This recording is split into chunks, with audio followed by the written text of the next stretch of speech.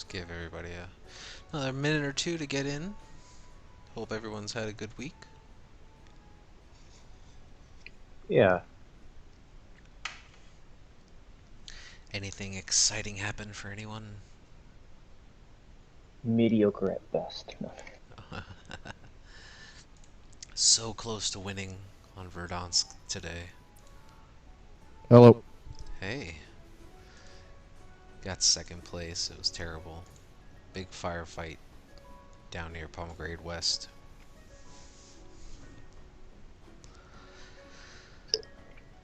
Yeah, my friend and I have been playing, and we've been kind of screwed a couple times with third and second, unfortunately.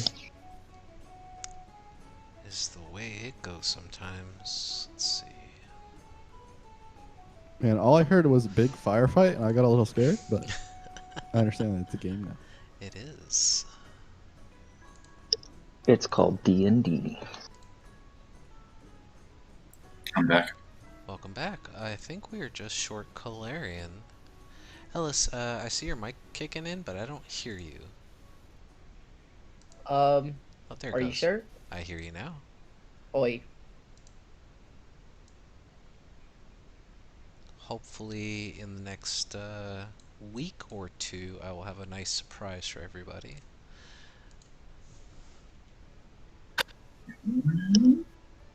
So you're live today. Say again? So I came here without getting loot today. Yes, all loot will be remaining in place because you showed up on time, Barry. Yes. Now I just have to take away stuff because of Calarian. I don't think that was in the original contract. Pretty sure it says in the player's handbook the DM makes the rules. Oh, man. You got faith. Let me send them a message. Damn it, man, quit playing all this Pokemon. You alive.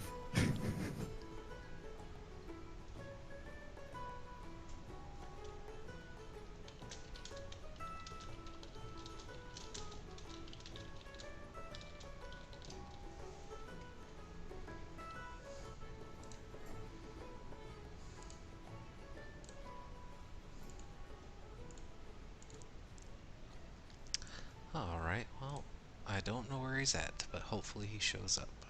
He's here. Yay! Sorry, I was doing shit that ran long. Damn it, now I can't have his house. I mean, I just can't say that one word. Never pay attention. Just Pokemon.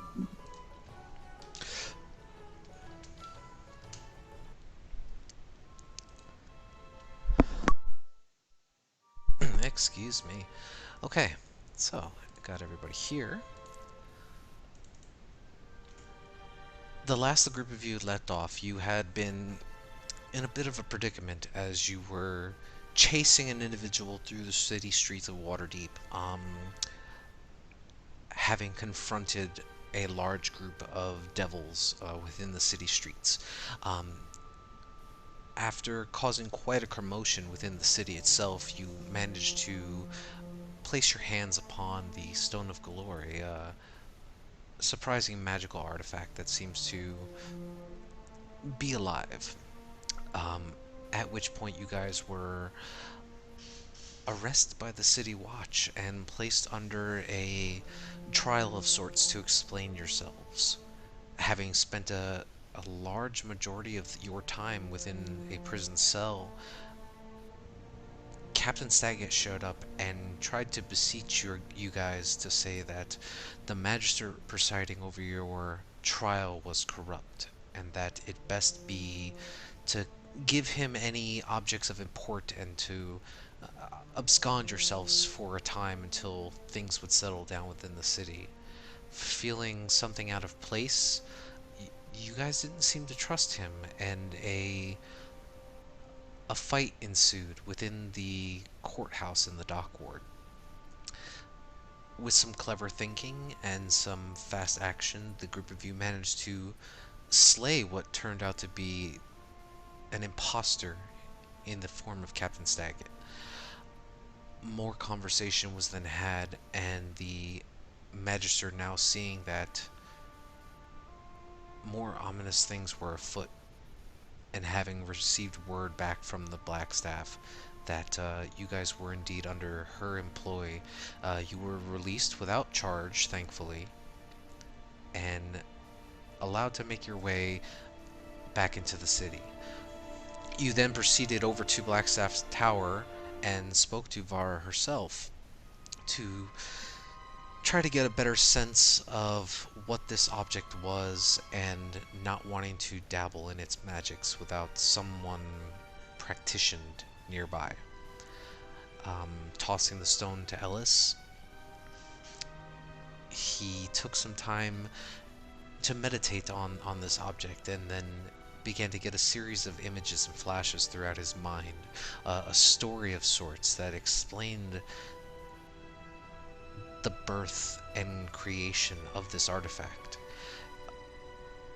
Knowledge was exchanged between Ellis and the stone, and the stone revealed the location of the Vault of Dragons, a hidden place within the city of Waterdeep where thousands upon thousands of gold coins lay at rest, currently unknown to the general public.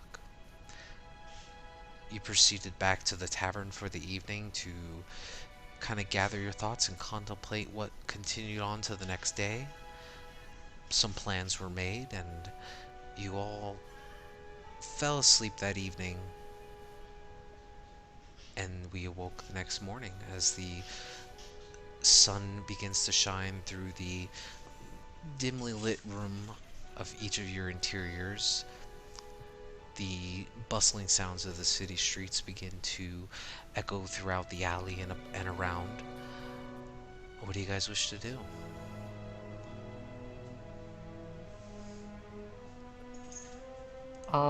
Ellis would like to start by seeing if Ava can help him find bugbears on the black market. Didn't we talk to our guy about that already? Yeah, We already found bought yours. them. Wait, we already bought some? Yeah. Yeah. Shit. Ellis forgot everything in his nap. That's okay. What else do we That's need the to best do? of us. Find this treasure.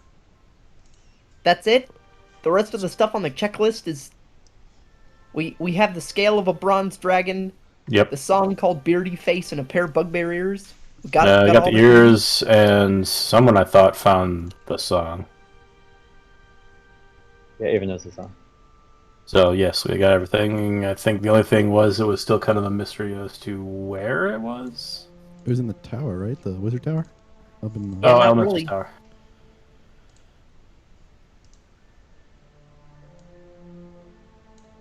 So I actually think we have everything we need, strangely enough. I guess. Well, Off to the most powerful wizard of all time's tower? Old tower? Let's give it a go. I'm sure it will I end think if safely. anything, we gotta make sure that we're Watcha 6 so people don't follow us in there. For sure. Okay, so you guys are attempting to follow Ellis through the city into the Sea Ward where this tower is supposedly located. Can I use my background urchin feature to try and guide the group through the city without it, like, in a more inconspicuous way, so as not to have people follow us? Absolutely, you can. It's called City Secrets. It says you know the secret patterns and flows to a city and can find passages through the urban sprawl that others would miss. Yep, and you can When travel you are the not in distance in combat, you half and the time. companions can travel between. Yep. Mhm. Well, Very yeah, awesome something like that. background to have. Yeah, definitely. As the group of you gather your things for the morning and put together some sort of, semblance of breakfast for yourselves, you have Ellis lead the way into the North Ward District and proceed off into the seaward. Go ahead and roll a d100 for me, Ellis.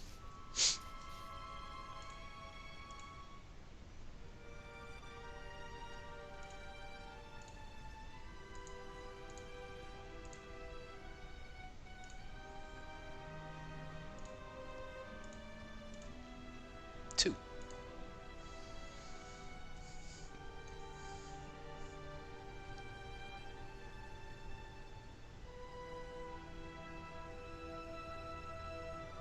Okay. So, with Ellis's first-hand knowledge of the more darkened alleys and narrower passages of the city streets of Waterdeep, you all begin to follow behind him as he leads you through this winding, almost seemingly confusing direction through the city streets. You dart between alley to alley, making your way as you go. Maybe about 10 minutes or so along your journey towards the seaward.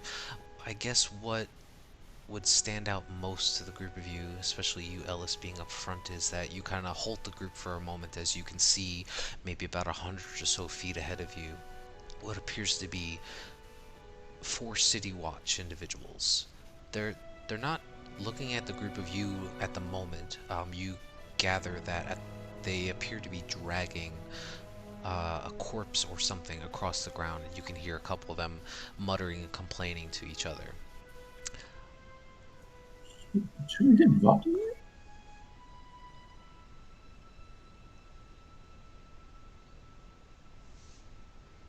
Should it be of a concern, or do we just keep going? I know, does it look like we know him? You can make a perception check if you like. Why not? And DM, your mic is a little in and out. Mine is? Yeah, that's better, but during some of the descriptions you went out for me. Sorry about that. I'll talk louder. 26. Okay. Just kind of peering down the alley a little bit more and looking at these individuals, you see about maybe 6 guards. They appear to be in full City Watch attire, and as you glance over at the corpse on the ground, that they're not like dragging haphazardly. You can see that 2 of them are grabbing the upper torso, another 2 are grabbing towards the leg and ankle portion. They're lifting the body up off the ground. This individual appears to be, with that role, appears to be a sailor, and it appears to be of elven descent of some kind. You're not sure whether it's a full elf or half elf, but they appear to be lifeless, and there appears to be a large stain of blood on the white side of their garb. You can see their tunic is completely saturated in this viscous red coloration. It's another elven sailor. I thought we dealt with that. Yeah, wasn't that the Drow assassins or something? Can we see from a glance what kind of weapon was used to kill them, or would that require closer study? You'd probably have to get a little closer to try to investigate that information. Just at a peripheral glance, about 100 feet out, just trying to stay within the shadows. That's probably about the most you'd get at the moment. I hate to put the treasure on hold, but it might be worth talking to them. I completely disagree, but I feel like your judgment is probably better than mine, so.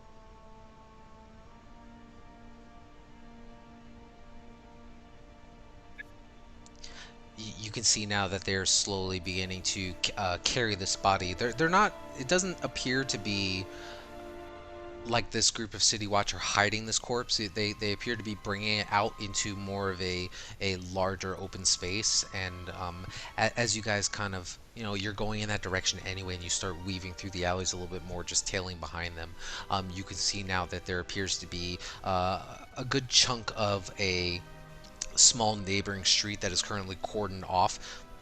There are a couple of various individuals, and there seems to be a crowd of sorts gathering around the area as there's gossip and whispering going on. And as you kind of peer between the narrow city streets and houses, you can see that there appears to just be a full-on investigation in the middle of commencing right now, as they slowly begin to load this corpse of a sailor onto the what appears to be the back of some kind of wagon.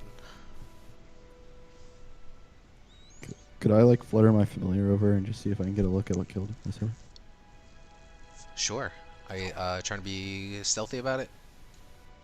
I mean, it's just a bat, so I'll just fly Yeah. over. Sure. Go ahead and make a perception or investigation, your choice.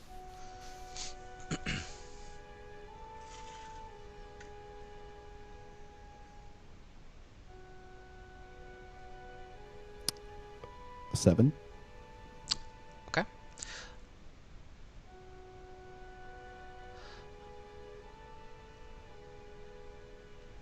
It's kind of hard to tell. You're not entirely sure as you stare through your bat's eyes and just try to use its senses to assess the alley where this corpse was removed from. You don't see any weapons or anything on the ground. You're not entirely sure. Maybe it was already picked up by the city watch. Gotcha. Cool. Now, Ava, I don't want to be like too upfront, but I feel like getting the attention of the City Watch as we're going down, taking the paths that we're necessarily taking. Would you mind if we just came back later? You might be right. Looks like an investigation. I'll be back 1 second. Okay. And the guard knows as much as we did about the first trial, right? So they'll figure it out. Buster just arrested. Say again, Perry? Said, plus we were just arrested. No reason to cause the trouble again. Kind of breaking in and out a little bit.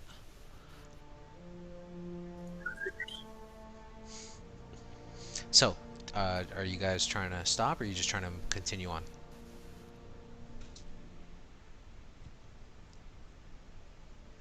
I won't stop us as I go on. Yep. Ellis will continue leading them down Okay. to the Wizard Tower. Sounds good. I'm back. Welcome back. So,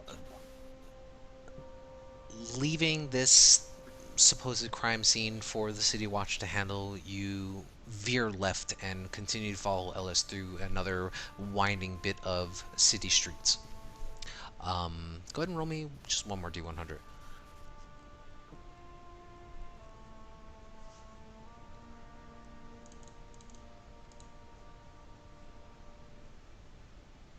Okay. Fairly confident that nobody seems to have detected your presence as you wind through these various alleys and backlit spaces. You eventually find yourselves on the far eastern coast of the Seaward, and there you can see what appears to be a very old rundown tower. It appears to be what appears to be maybe 2 or 3 stories tall.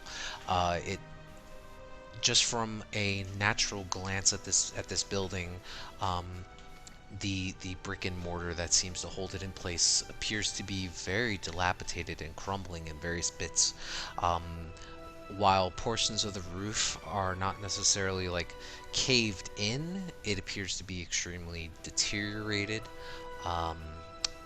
Various bits of tile and different amounts of soot and thing sit around the exterior. Vines begin to grow up along the edges of the building. There doesn't appear to be any kind of like gate or defensible area in the front of it. It appears to be just solitary in its viewpoint at this corner of the street.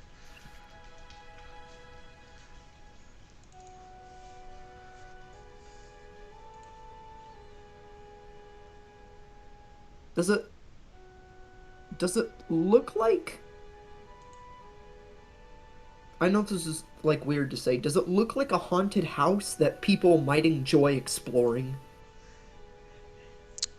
Make a perception check.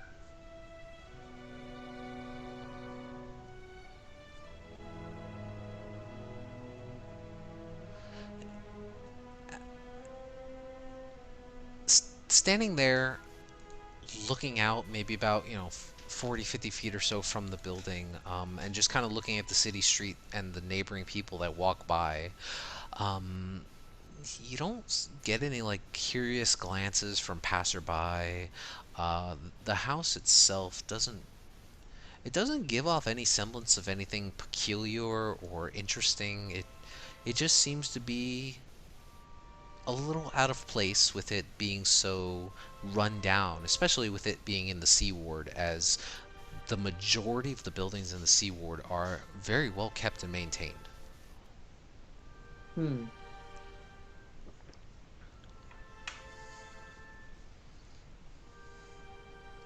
All right.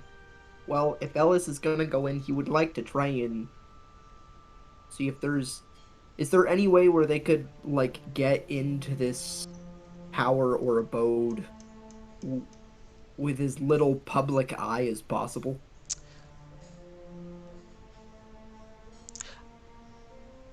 There's not, constant foot traffic going throughout this corridor of the city streets, especially with it being, this early in the morning. A lot of the more noble families here in this part of the Sea Ward typically are out and about throughout various different parts of the city conducting their day-to-day business. With the occasional citizen that passes through, I mean, you guys could attempt to make your way towards the entrance of this tower, possibly without being detected.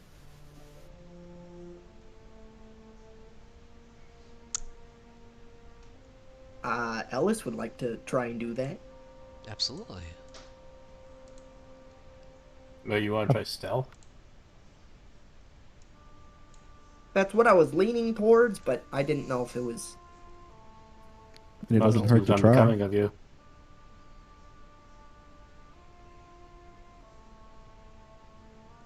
I'm waiting for the DM to say if I need to or not. Yeah, go ahead, and anyone who's trying to be stealthy, roll a stealth check for me.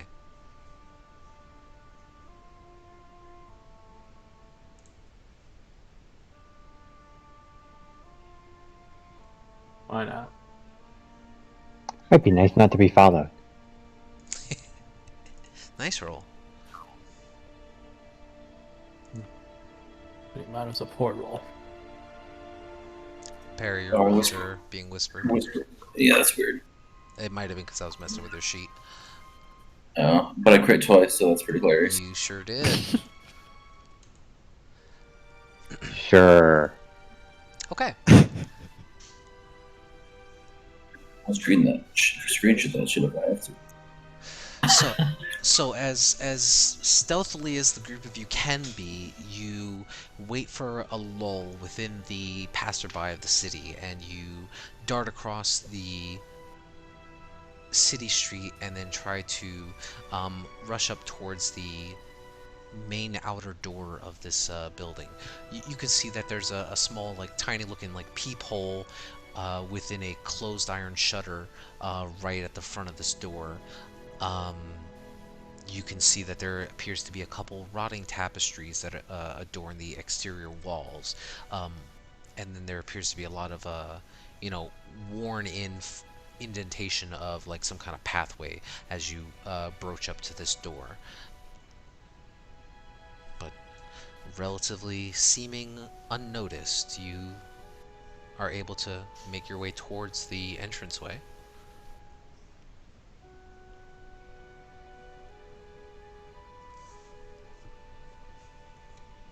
Alright, now I know this hasn't worked in the past, you weirdos. but you want to check to see if the door's locked? Sure.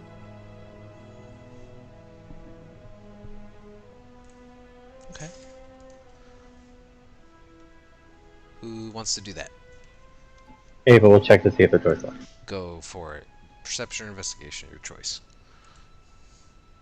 I'm just going to try and open the door. Sure.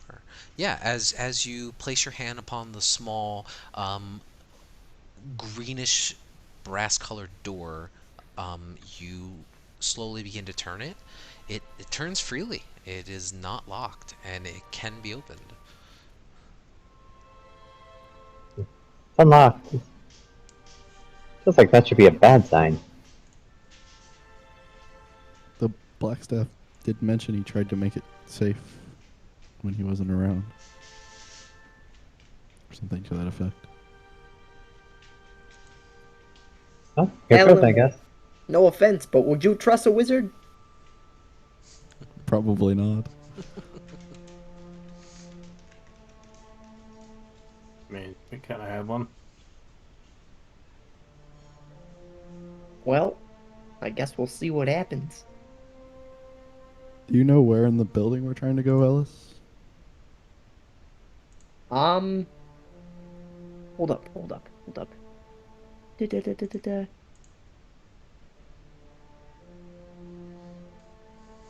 Tower.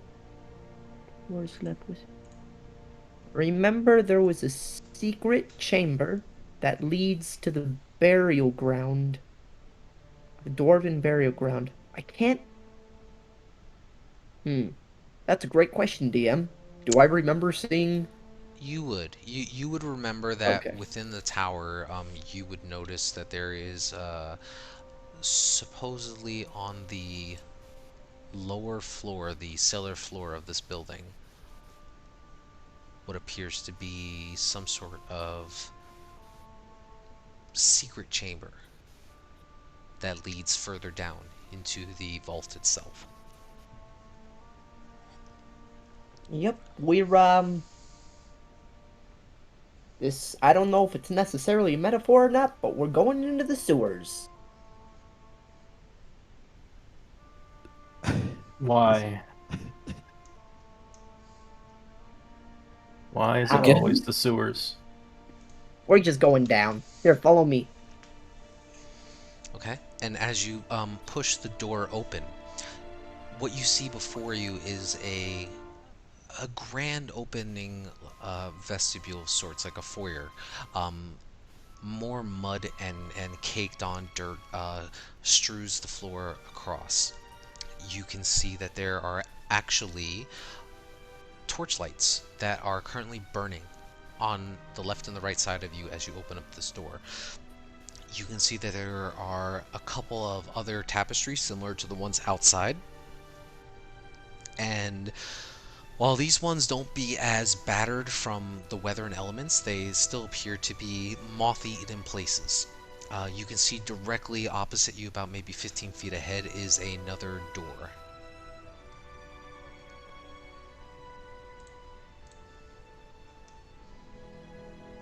Is that it? It's just a foyer with a door at the end? Basically, with some lit sconces on the sides.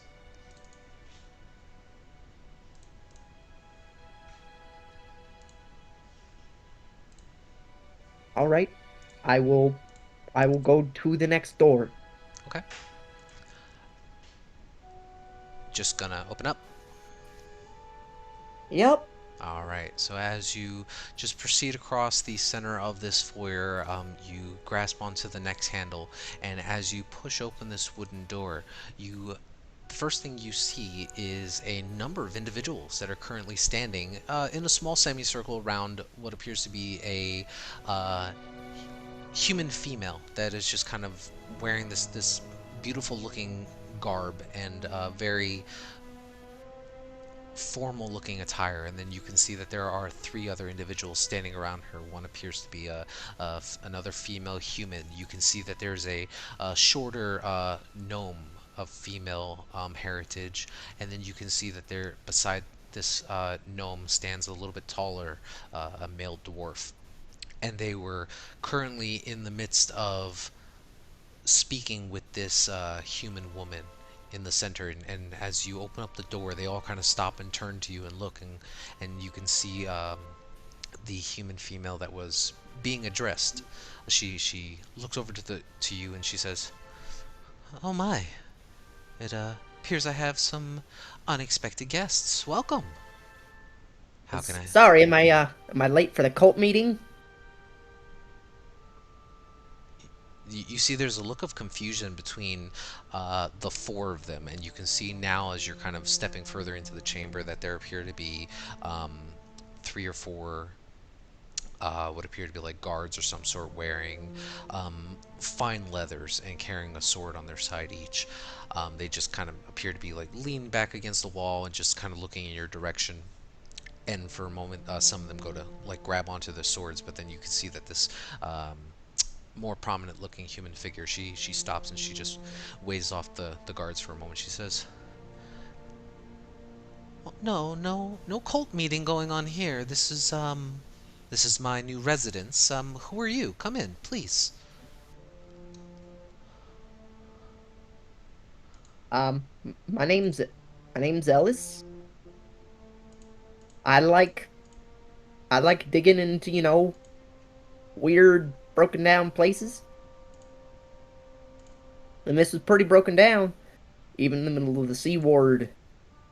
So sorry I didn't know you were living here. Oh no, I'm and you are the rest of you, I assume, walk in as well. Yeah. Yeah. Yeah. So you can see that this young lady. Let me pull up her info.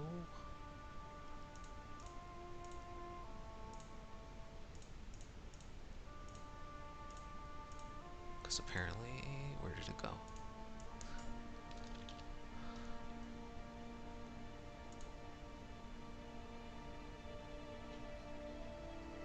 Oh, that's weird. I must not have labeled it. I'll find it.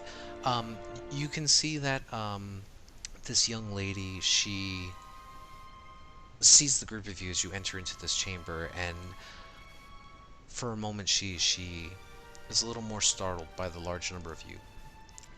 She looks to her compatriots that she was in the middle of talking to, and she says, pardon me, Sembra, Pint, and Jarbroken. If you don't mind, we adjourn our conversation for a little while, and let me speak to these guests here. I'm sure maybe they seem to be a little lost. There's some grumbling from a moment of them, and you can watch as the female human who, upon inspecting, you can see that there appears to be like some kind of like tool belt or something strapped onto their side. You can see that they had like a notebook or something out that they were scratching and scribbling notes on, and they kind of tuck it away for a moment. She says, "Well, if you need anything, just let us know when you want the carpenters to start working on the roof." And you watch as she kind of like turns to walk away, and the other two individuals begin to slowly follow suit after bidding their farewells. After a few moments pass, the group of you now stand within this chamber, and you can see this lady's demeanor changes a little bit. She says, "Ah, I appreciate the brief reprieve from dealing with business commodities, but who are the group of you? Aside from, I take it, being delvers into old abandoned buildings, what purpose do you bring here?"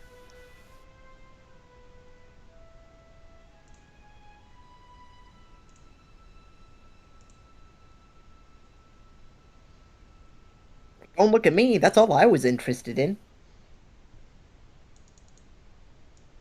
Right. Well, I guess introductions are in order. My name is Isvel Rosenar. This, as I said, I have recently purchased this building, and I'm in the middle of getting it reconstructed. Is there some purpose you have for being within this building? Yes, where are your pipe cleaners? We've kind of cleaned our pipes. Make a deception check. One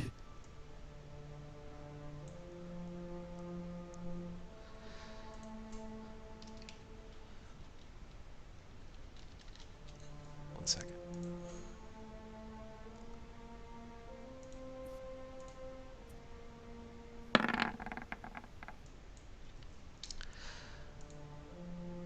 She, you see her eyes narrow slightly as she kind of looks towards you, and she says, "Right. Well, if you were with the Sellers and Plumbers Guild, I'm sure Jugnar there would have recognized you.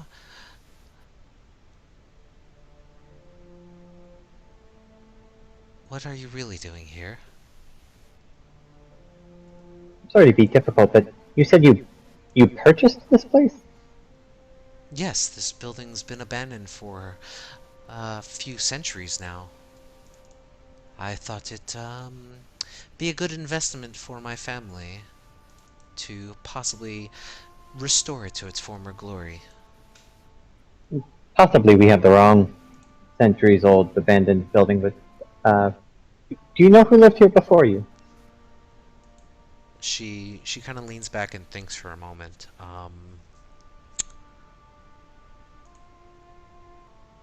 Well, if I'm not mistaken, I believe this belonged to Elminster.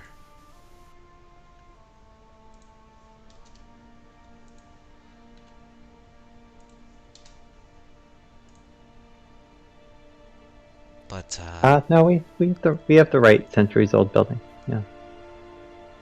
you can see there's a look of confusion on her face. May I ask who sent you here? Is there something in particular you were looking for within this building? Ava's gonna look to Perry and say, "Do you wanna give her the bad news, or should I do it?" Go ahead. Well, my companion here was trying to spare us a little bit of the trouble, but you're aware Elminster was indeed a wizard, and wizards tend to dabble in the mysterious and arcane. We were actually sent by the Blackstaff to clean up a little bit of mess that they detected in this area, so that's why we were here. We honestly had no idea that anyone inhabited the place. Well, I don't currently live here, no. My family owns a small manor further down in the south of the seaboard. But, as I said, I've taken up an interest in some of the real estate in the area and thought it best to restore it, maybe use it for my own needs, or sell it as I see fit. I think it's a very nice building. It's a great idea. Do you mind, just given that the Blackstaff asked us to come, do you mind if we just take a look around, make sure that demons don't start spouting out of the walls, no one gets cursed, or to the end of their posterity, anything terrible like that? Make a persuasion check. At disadvantage. Oh, I was gonna say, can I help out with that by I guess kind of like activating my gauntlet and kind of like start passing it around the wall, like if I'm checking around us. Make a deception check.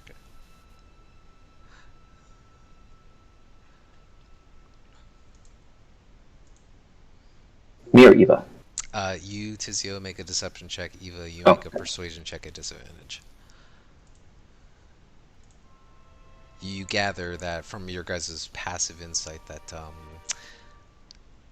she seems a little not on edge, but trepidatious as to your guys' purpose. The 7 roll should be a 10, so it's a 20. Yeah, gotcha. Okay. There's a definite keen look in her eye as she watches you, Tizio, as you kind of like try to, wave your hands around the walls, Ghostbuster style, like detecting magics and curious things, and then she's just eyeing the group of you suspiciously. You see for a moment as she kind of like glances over to the guards that are there, and she says, "Jasper, how about you leave us alone for a few moments?" You can see that one of the older human males that is wearing very nice attire, one of the guards, he just nods slowly and just, while still eyeing the group of you suspiciously, kind of just does a hand motion. Gotcha. And he begins to escort his group of individuals, what appear to be outside. Now the group of you are alone in this larger opening chamber with her. And you can see that while the interior of this space is, circular in nature, with it being a tower, you can see that she is just kind of casually pacing around in a circle, just avoiding the stairwell that is in the center of this building that spirals up and downward. After a few moments of quietly deliberating among herself, she looks at the group of you and she says, I have fairly good suspicions as to what brought you here. Maybe there is something that we can do to benefit each party. I'm not really looking to refurbish this building. I will be honest with you in that fact. It seems, through some of my historical research, that Lord Neverember secretly stashed quite a bit of gold coins here somewhere within this tower. I have a feeling that you are here for the same reason as I.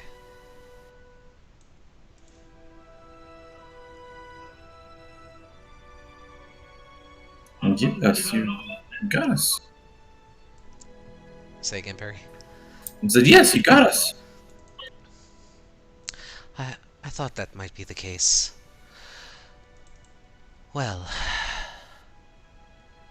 I think we can help each other. What do you say we come to a bit of an arrangement? Well, what you have in mind? I can show you where the vault entrance is. However, I do confess that I do not have the key at which it takes to open this chamber door. And as this is my property, I only simply ask to be compensated for allowing you to venture within my property and recover any treasures that lie underneath. What kind of compensation seems fair?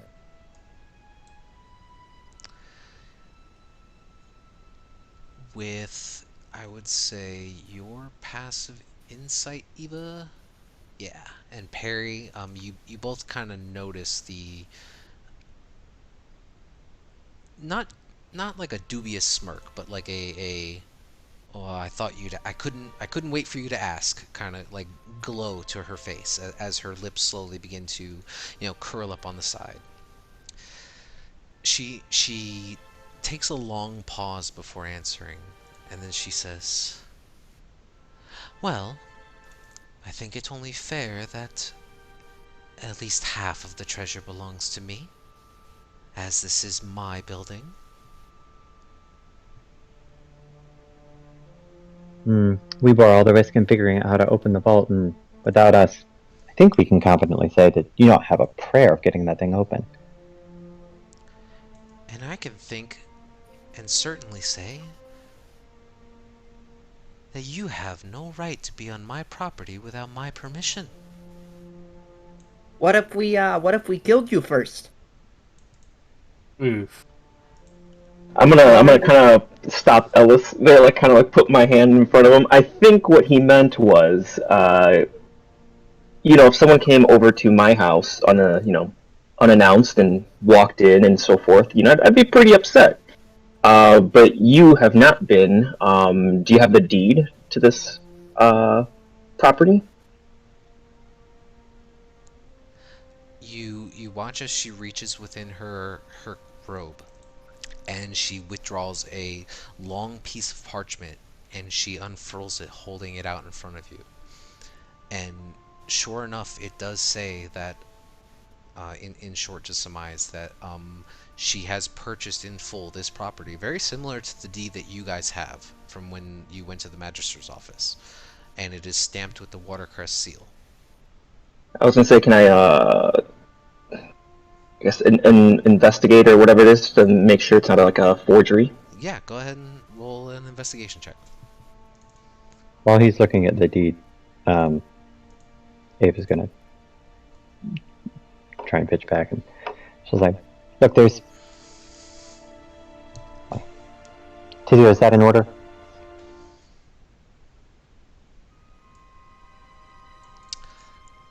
Are you trying to inspire him? No, I'm just Or you're just asking if asking? Yeah, he thinks the deed's in order.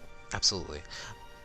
You take a few moments, and you're fairly confident in your ability to recognize official documentation as part of your background, and having seen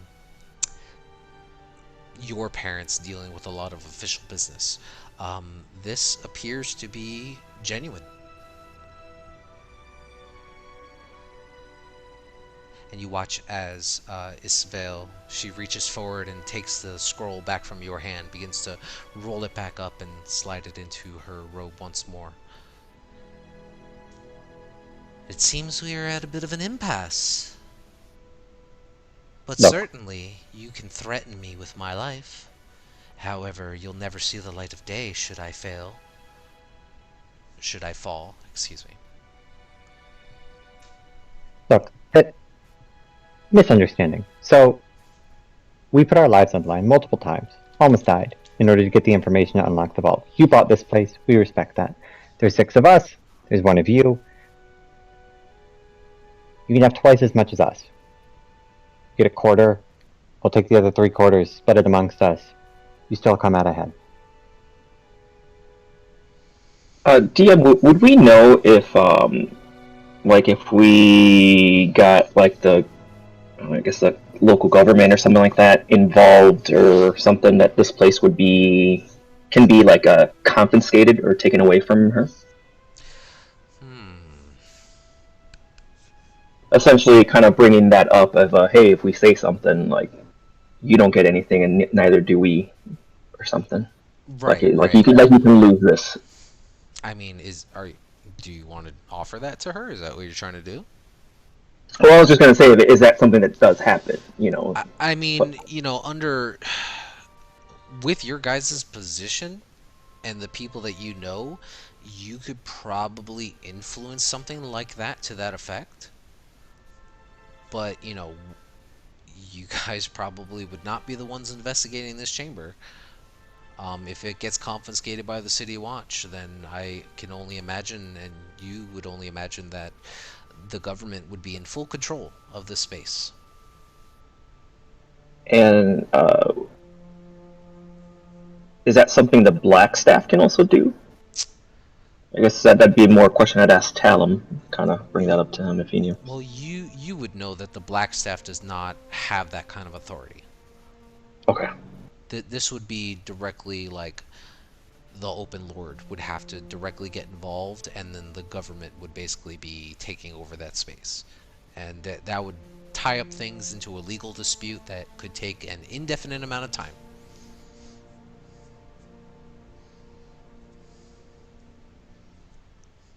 You can just try using the logic that just because you bought the place doesn't mean the stuff inside of it is yours. The original property. I made a counteroffer. Did you respond at all? No, I did. No, she did not yet.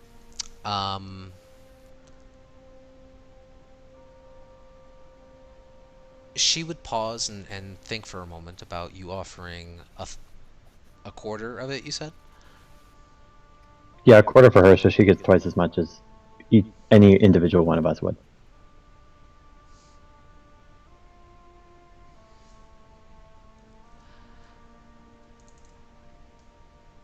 Make a persuasion check.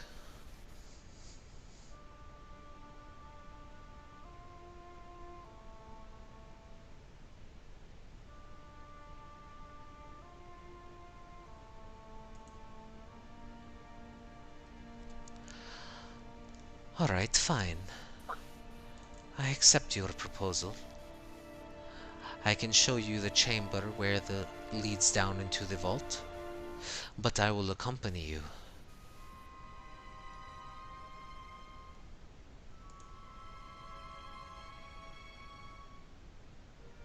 Fair? Seems dangerous, but fine. I can take care of myself. That seems ominous, but fine.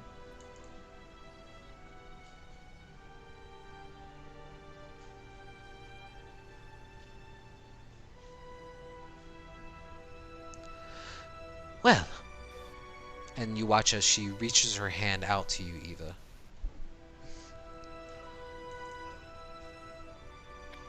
I'll shake her hand. Then the deal is set. This is what she looks like, just for a glance. And at which point, you watch as she steps out for a moment and she says, I will be right back. I am just going to, speak with my compatriots outside and let them know if I do not return. Well, we'll just leave it there. And she steps away out of the tower for a moment. So you guys are kind of left alone there in the central chamber of this spiraling tower, alone for a moment.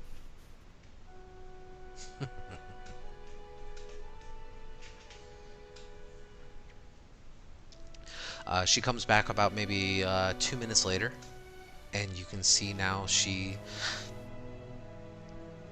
looks back at the group of you and she says, shall we? And she begins to slowly start descending the stairs.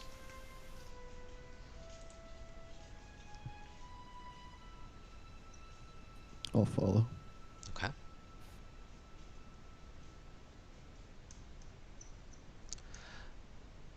So, as you walk down this narrow stone stairwell, it slowly begins to wind down until you can see that there is another, what appears to be like a lit magical flame that is just emanating from a corner of the wall in this, what appears to be, at first glance, a cellar of sorts. A small circular wooden table is surrounded by about 4 stools made out of empty barrels. A marked deck of playing cards is scattered across the top of the table. There's a few stray cards that are just laying about on the floor. As she descends into this cellar space, you can say, she turns to the group of you and says, this is where my guards typically hang out while I investigate various entrances and exits through the building and get a better sense of the surrounding areas. She kind of like lazily points her hand over, and you can see that there's like 3 or so crates that are stacked against the southern wall. Appears to have like some food rations or something inside of it. To the north of this cellar, you can see that there's a sturdy oak door with iron fittings and a built-in lock. You watch as Esvel kind of withdraws a small key of sorts and inserts it into this lock and opens it up. Once inside, she kind of pushes this door open, and this space here is a lot tighter than the cellar itself. It appears to be maybe about 10, 12 feet by 12 feet, and directly on the center of the floor, while faded, fairly visible, what appears to be some sort of transcribed circular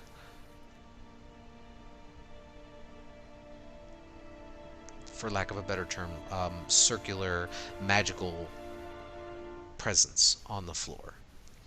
And she just casually walks over it and just kind of stands there and just beckons the group of you forward.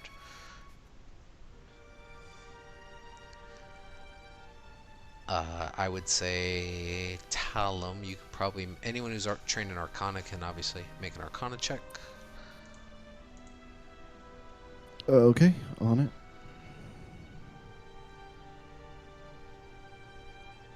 Yeah, you would immediately recognize this as a transportation circle that has been permanently affixed to this floor. After a moment, she kind of just looks back to the group of you and she says, "No funny business once we get down there, huh?" Well, before we go, maybe something on terms. Oh? Nothing related to the deal, but you'll understand if we want to be a little bit cautious. There are 2 keys and 1 password. I know the password. None of my companions do. When we get down there, my companions will use their keys, which you will see. But when it comes time to speak the password, I would like you to stand with them, and I'm going to ensure that neither you nor any of them hear it, so that we don't have to worry about any funny business.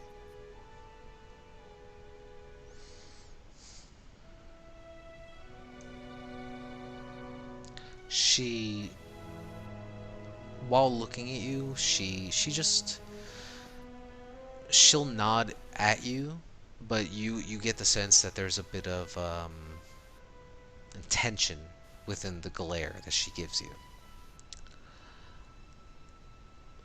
But nevertheless, she doesn't say anything in response, but she turns back around and you can see that she now depresses on a piece of stone that's within the back wall of this transportation room. And as she does so, there's a loud grinding of stone on stone as this doorway that was not visible before begins to slide to the side, which and reveals what appears to be some sort of like long staircase that leads down below. It is completely black.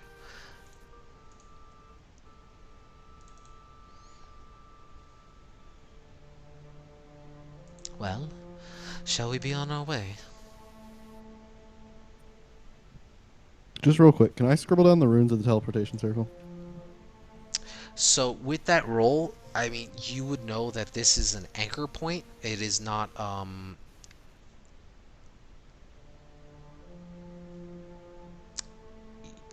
you would know that by looking at this. This was primarily set as an anchor. It doesn't have a way of receiving. It is just used as a way of activating the transportation without using the components. So as long as they knew the sigil for where they were going, they would be able to go to X location. Ah, okay. So this one doesn't have an anchor to come back to. Noted. Maybe a little light. Yeah, I'll cast light. Yeah, absolutely. So as you begin to radiate some light from around you, you can see that she just begins to start walking down the stairs, and she actually pulls out a torch and from off the side of the cellar wall and starts to carry it down as well. Uh, you guys descend maybe about 90 or so feet, and you arrive in what appears to be this large corridor.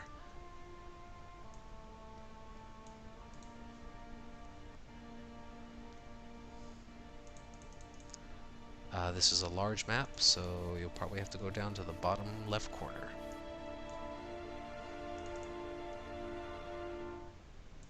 Let me know when you guys are there. I can see it's still rendering, but I can see. Alright. Bottom left corner. Gotcha. Yeah. Yeah, I see it fine. Oops, wrong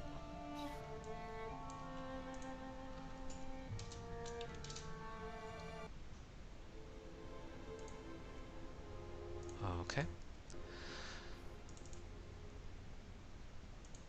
Let's see here. So, as you emerge into this maybe 20-foot wide long corridor, you can see that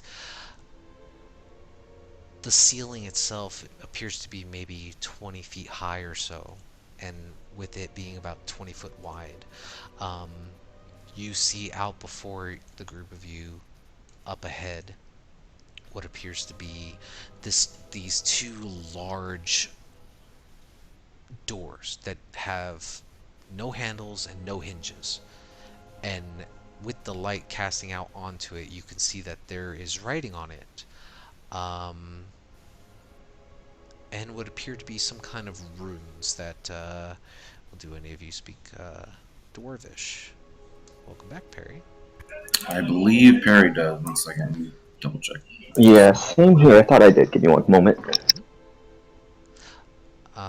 Talum, your question about the runes was for the teleportation. So, Yeah. Gotcha. Sorry. Just double checking. Sorry. Oh, Ellis does. Nice. Cool. Okay. Yes, I do. So, I would say, Perry, you would immediately recognize that this large door appears to be made of very solid adamantine. And as the two of you, as you and Ellis are kind of staring, and Tizio, at this door, you can see that scribbled in Dwarvish says, "The 3 keys, bring them forth." Adamite's fairly rare even in this world, right? Uh-huh. Yeah. Is it well made, the door? It is extremely well made. Just at a cursory glance, you cannot find a seam, you cannot find a flaw. You yourself are extremely jealous about the quality of this. It's beautiful. I'm sorry, Tizio, I what's haven't up? seen it. Oh no, that it was a Lord of the Rings reference. Gotcha. Sorry to interrupt, Perry. It's so good. I didn't even understand what he was saying either. Is there like a little tear coming down from Perry's eye there? You know what? Yes, there would be. It is Oh. magnificent. Tearing up at the beauty of it all.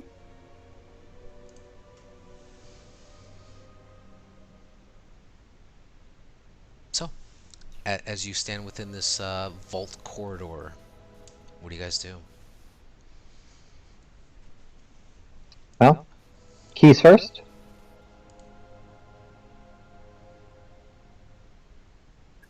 Yes.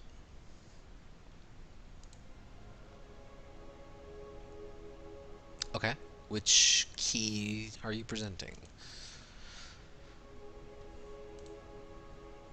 Who has the ears in the scale?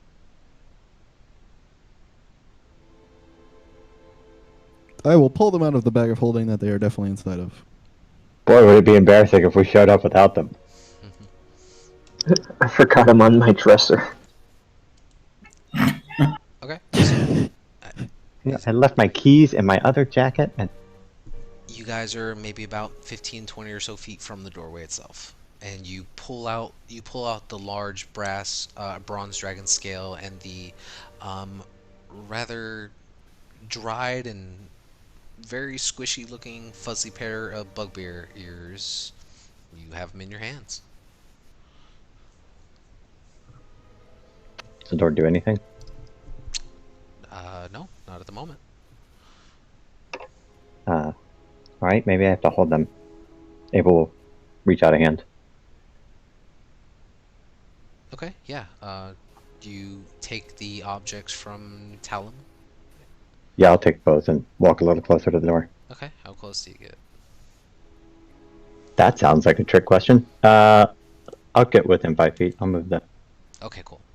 So, as soon as you get within 5 feet of the doorway, immediately as you're holding these objects in your hands, 2 of the runes on this large steel door begin to blaze like a bright bluish green.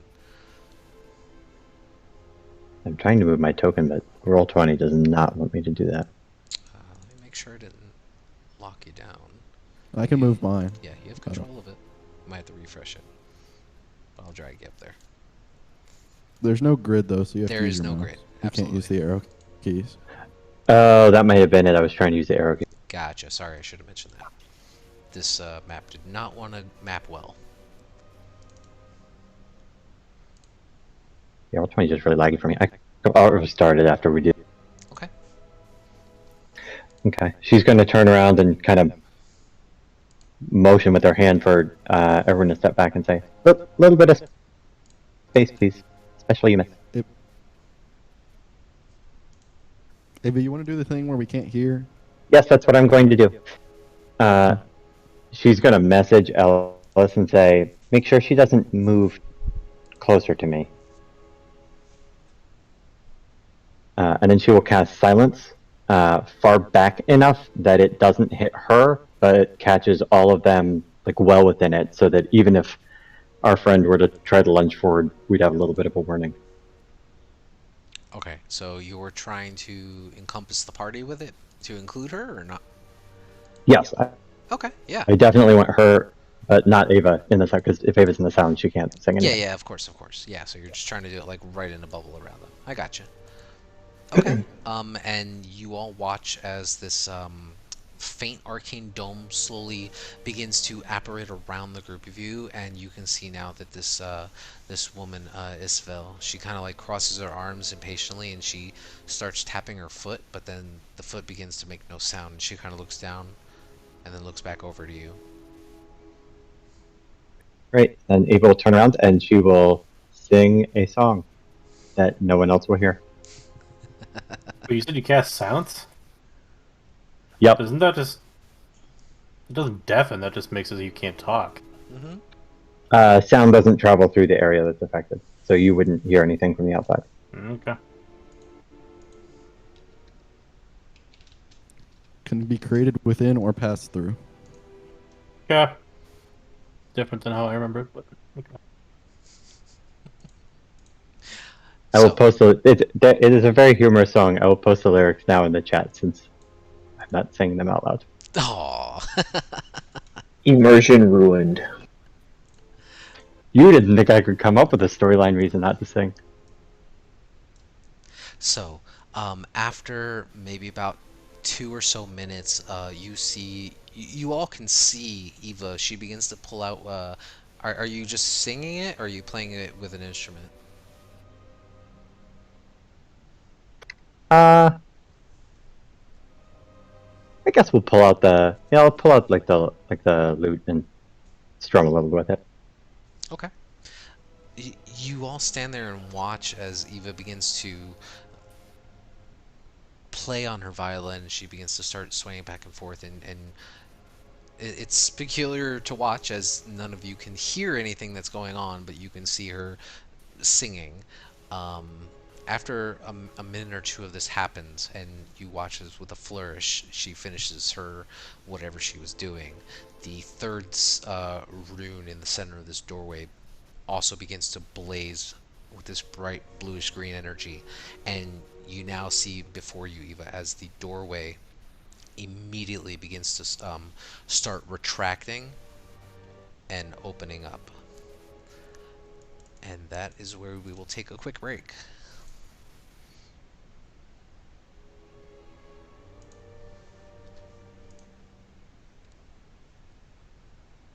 And then we will come back in about 5 or 6 minutes and explore this awesome place. Sounds good. Cool. Alright, be right back. I think we got another minute or so. I'm back. You guys, Back. come back.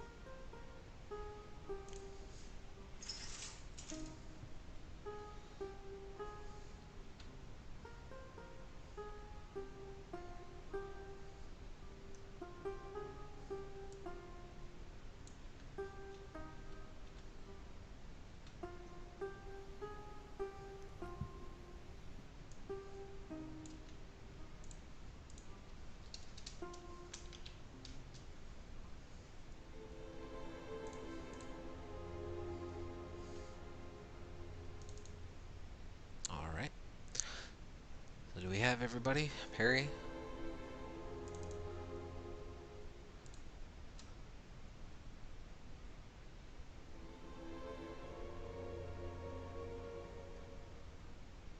No? Give it another minute. Yeah, I'm restarting roll 20, but it is not happy at me for some reason. Gotcha. I don't know if you want to do this now or in a minute, but could I try to, while Ava's singing, could I try to see if, like, discern if she's using illusion magic at all? Like, do an investigation or something? Make an Arcana check. Like, if she has a disguise or something? Yeah, go for it. Make an Arcana check.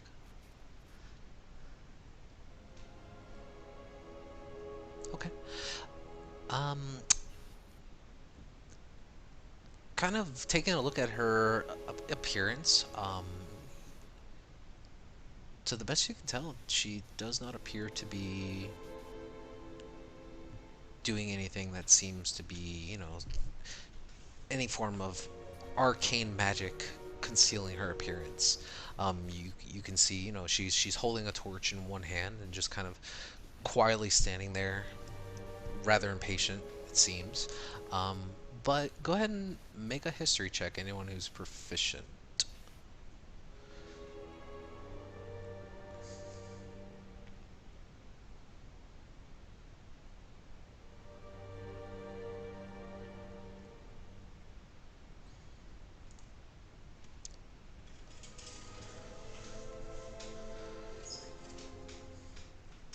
Okay.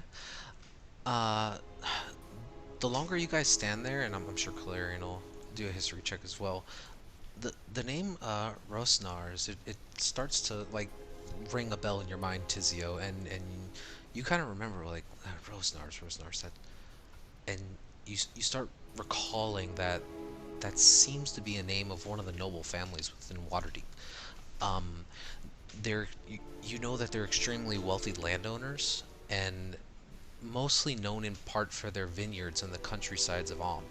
Um, they make a very fine ruby red wine, but you also know that they are quite good at making a variety of poisons. You would also know with that roll that a while back, maybe about a century or so back, during that family's heritage, there was a bit of,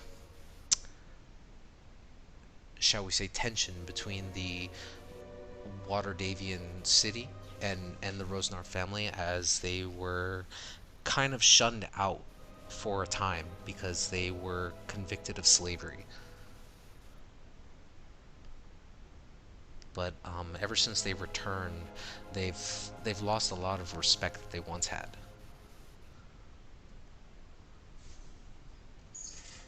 Not to interrupt that thread, but for what it's worth, I am on the Roll20 now, and it looks like Ava is on a map by herself.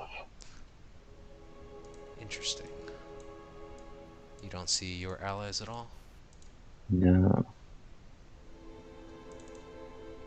Let me make sure you have dynamic lighting is on, you have night vision is Oh. on. Yeah, it's fixed. Okay. Cool. Okay. So, as the doorways begin to open up and part to the sides, you are able to see within a large central chamber with what appear to be three age-worn columns that support these crumbling stone bridges that are maybe about 60 or so feet overhead. Um, and the ceiling itself, just almost outside of your peripheral vision, or your range. It just appears to be a blackened sky above. Um, as the group of you kind of walk further into the chamber, I'll just kind of drag you up in there a little bit. Yeah, I'll drop concentration on silence once the door opens too. Yeah, okay. You can see that set into alcoves all around this interior chamber appear to be maybe 12 sets of double doors that are made out of iron. Each door appears to be about 10 feet wide and 10 feet high, and embossed on them are images of various dwarfs wearing plate armor, some warriors of some sort.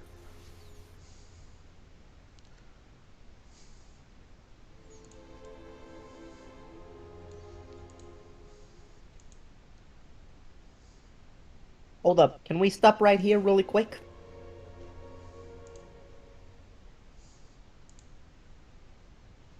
What's Yeah, up, what's fellas? Mrs. Mrs. Rich Lady. Say again? I said, everyone hold up, stop right here. Mrs. Rich Lady. I know it's part of our deal. We said you're getting a quarter, which makes sense. But that's assuming that the only thing he has down here is gold. And, as far as this party is aware, a lot of things don't often come up, economically straightforward. So what are we gonna do if we find, like, rarer things down here? Do we put them all in a pile and then divide it? Well, that is typically how you separate a quarter of the findings, is it not? Yeah, but who gets first choice? If there's like, super powerful items, we could really use those in our future endeavors. As a landowner, whatever the heck rich people do, I don't know if you. I guess what I'm asking is if we could have priority to the magic stuff rather than the money. I am most certainly happy with taking my fair share in the gold dragons that lay somewhere within this chamber. If you wish to have magical items instead of that gold, I'm more than happy to compensate. I don't know if everyone agrees with me. I was just thinking, like, in the end, those might be more useful. I don't know. Never been a huge gold guy myself. I think you're right, Alice. Not But saying we don't need it. Just saying, if there's other stuff down here. One step at a Alright, time, continue. Ellis. For all we know, there could be absolutely nothing down here. Well, you know what? Then I wouldn't be so angry. Planning ahead never hurt, though, Ellis. Good thoughts. it seems like we'll be able to find an agreement. Street smarts.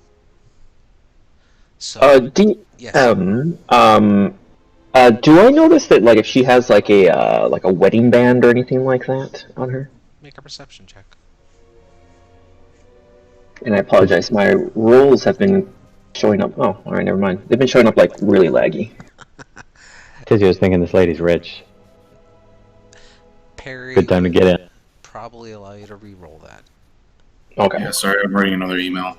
No, you're good. 14. I mean, she's holding a torch in her left hand, and she's kind of holding it slightly above her head. We don't see a wedding band or anything on her hand. You do see that there is a number of fine jewelry on her, but you're not entirely sure. And you can see now as she begins to slowly start, walking around the chamber, almost in a wide arc, just kind of holding her torchlight out along the walls and just trying to like slowly inspect the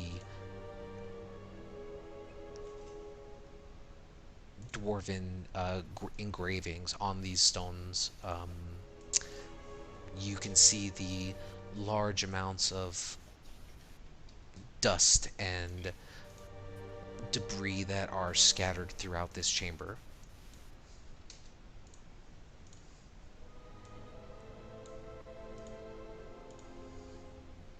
Before we proceed, Talon, do you need time to cast a ritual of anything before we proceed? I'll go ahead and cast Mage Armor, but nothing. Detect magic or anything like that? I mean, I guess I could cast that if you want. Sure, I'll do that. if she's willing to wait 10 minutes, which I'm not positive.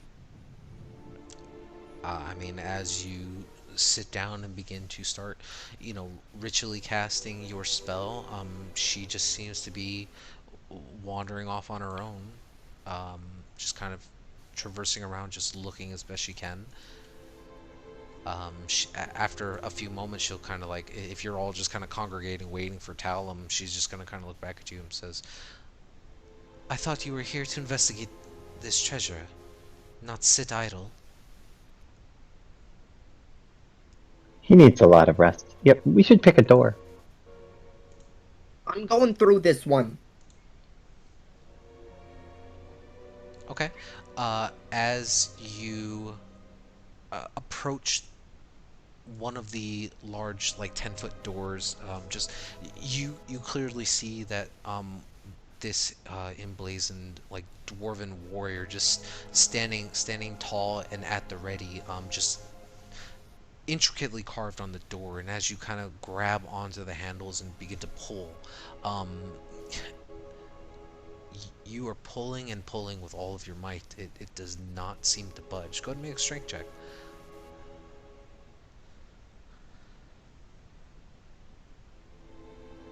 Is this strength or athletics? Your choice. Well, one adds your proficiency bonus, so I think I'll take that one. Sure. Yeah, you kind of like brace one foot onto the door and you try to pull onto the handle with as much of your strength. It is just not budging.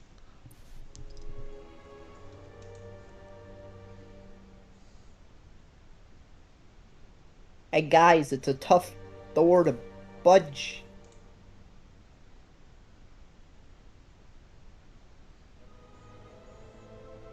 Anyone got something that could help me open doors?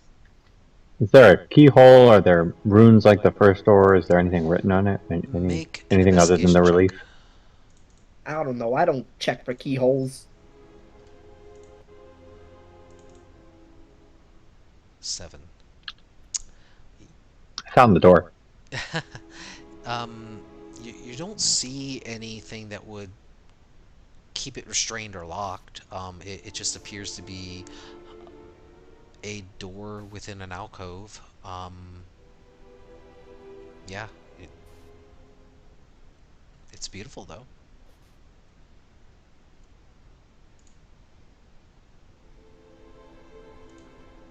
Should we try another one? Anyone got any rope? Yeah, I'm gonna look at the one by me, I guess. Yeah, go ahead and make an investigation check. How much rope do we have? 13. Okay. Um, while Isvel is kind of like standing there just inspecting the door itself, and you kind of like stir it up beside her. As you get close to the door and start looking at it, it's odd actually.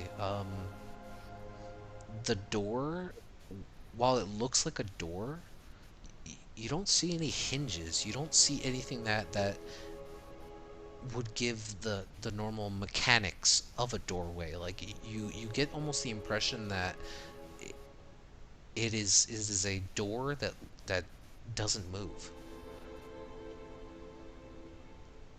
It almost appears to be aesthetic in nature.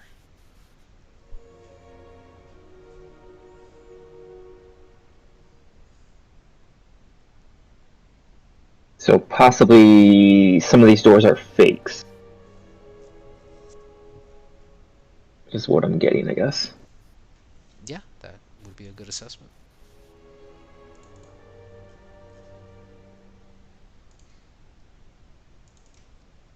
Can I move up to the one to the north of that one and look at that one as well? Yeah. This one actually, as you get closer to it and start to inspect it, you kind of like place your hand on the handle of this one, and as you begin to pull it, it's heavy. Just make a athletics check for me.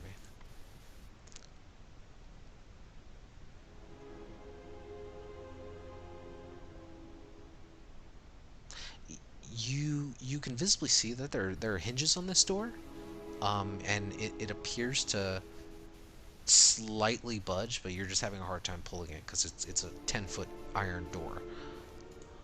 Alice, I think I found your problem. That door may possibly be a fake. This one, you can come open this one. As I'm like, kind of like massaging my forearm, kind of thing. Yeah. What do you mean the door is fake? Well, there's no hinges on those. This one does. Oh, well, that's never stopped me before. Whatever.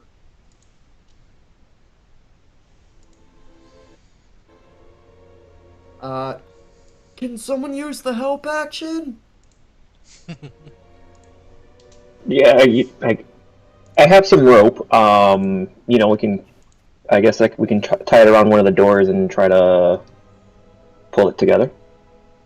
Yeah, go ahead and make a athletics check, Ellis, with advantage. What I'm going for. Oh, snap. 30. Yeah, you brace yourself with this door, and as you begin to pull on it, it immediately starts to shift, and you watch as it slowly begins to pull inward towards the group of you, revealing a chamber beyond. More dust and cobwebs fill this entirety of this room, as you can see directly across what appears to be a staircase about maybe 10 feet wide or so that leads upward. Um, Encroaching further into the space, actually, you can see that there appears to be another chamber of sorts up to the north, with what appears to be some kind of mural or something. Am I done casting? I'd say about now, yes.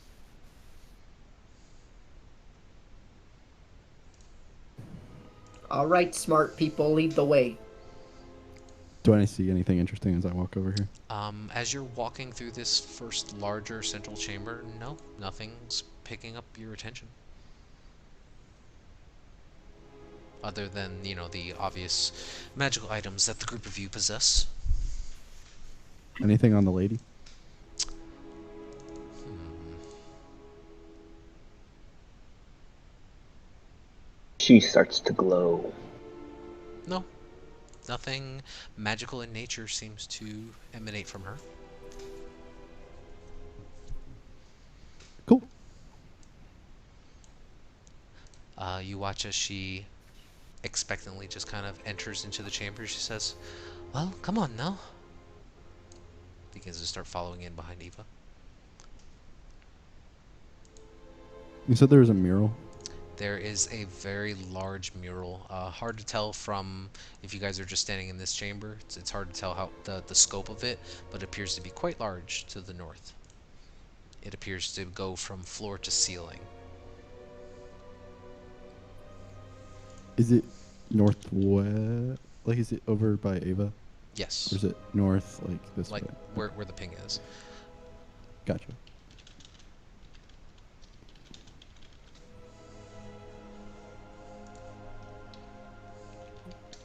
I'm gonna take a moment and use my magical tinkering to just kind of make something to kind of give a good scent off, I guess. Like a cologne, a Okay. very fancy cologne. And it definitely helps with the dust that is now just slowly kicking up as you guys are walking through these chambers. um Talum, as you get closer, you do notice that there appears to be some sort of enchantment based aura coming from this large fresco. Eva,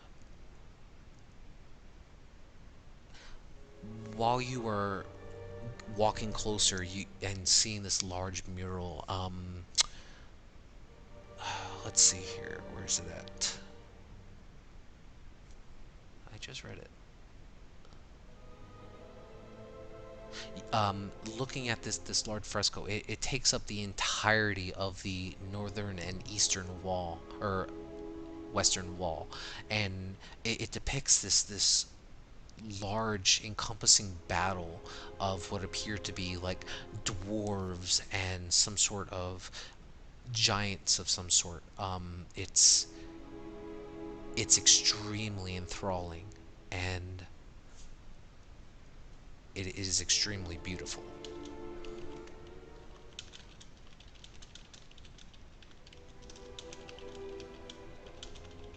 Is it enthralling like I am being charmed?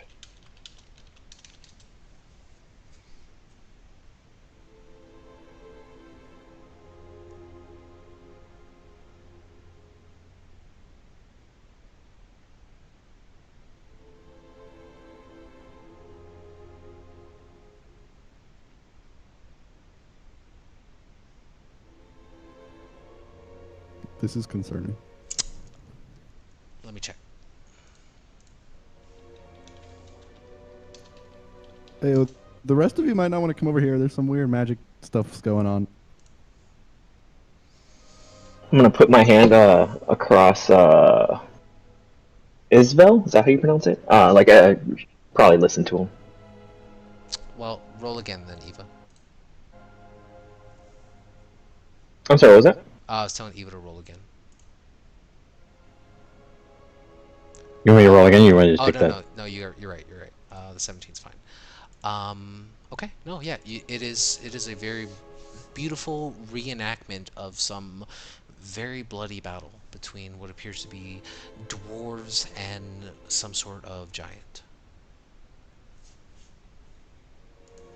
So you're fine. I'm assuming I felt something though. No, you didn't feel anything. Oh no. It's a nice picture over here. It's got a nice enchantment aura too, Ava. Does it? Definitely. Definitely.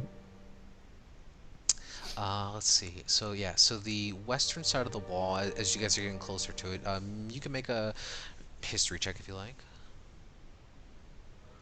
Or, yeah.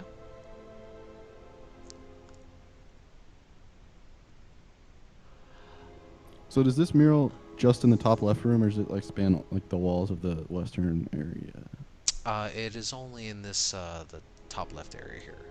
So from this corner here to down here. We'll turn around and say, "You, the rest of you might want to stay away from this." So as you're kind of like looking at this entire mural, the wall itself extends up maybe about 20 or so feet tall. Um, you can see that these are clearly fire giants, and you can also see that there appears to be like a large group of dwarves that are kind of standing around what appears to be this one leader of sorts, and they're kind of standing on a hill looking out in the direction of these fire giants. And while there are dwarves that are in the midst of battle fighting to the best of their ability, blood and gore has been extremely depicted on this space. You can see one of them appears to be holding up high in their hand what appears to be some kind of mace or warhammer. You're not entirely sure, and it you can see that it depicts like some kind of like radiating light emanating off of this hammer. Does the party need to come closer than they currently are in order to get down the stairs? No, they do not. The stairs are Okay, so no here one. and they lead up. Do you think there's any reason it's enchanted? It doesn't even look like we had to pass it.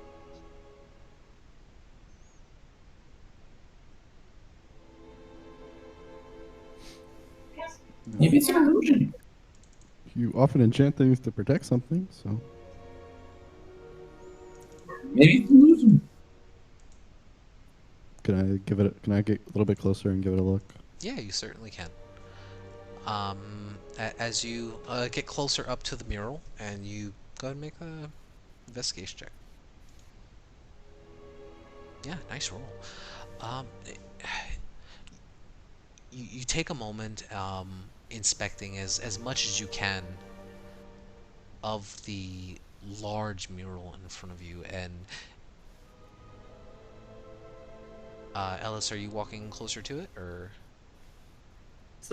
Sorry, I was still listening, but I did have to use the bathroom. I missed when you clicked where the mural was. Oh, right there. Yeah, right. Like it starts from up here and it goes all the way down to here.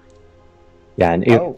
Eva has warned Ellis not to come close to it. Okay, so as you're inspecting this fresco, Talum, you're not getting the sense of there's any kind of like false illusions or any like secret passageways behind this area. To the best you can tell, it just appears to be, even though this space appears to be untouched for a very long period of time, you can see that there's a light coating of dust that cakes onto the walls themselves. The mural remains intact and immaculate. I could try to take the enchantment off. It just seems like a waste if there's no reason to. Can I cast Identify on? I got a pretty strong head if anyone wants me to, test it out first. Can you go up, like, with your eyes closed and, like, rip it? See if there's anything behind it? Well, why would I rip a perfectly good painting? I think it's a mural, so it's It's like painted on the It's wall. painted onto the Ah, stone, right? sorry. Absolutely. I'm sorry. Okay. Maybe we should leave this as a dangling thread and come back if we can't find something else. I'm not finding anything too interesting about it, besides it being a Well, cool what painting. about this is where all the gold's hidden? It's behind the magic, right? We can come back if we don't find it anywhere else, but Oh. This could get interesting. Nah, I got this, guys. So, Ellis, you're walking up towards it. Yes. Make a wisdom saving throw.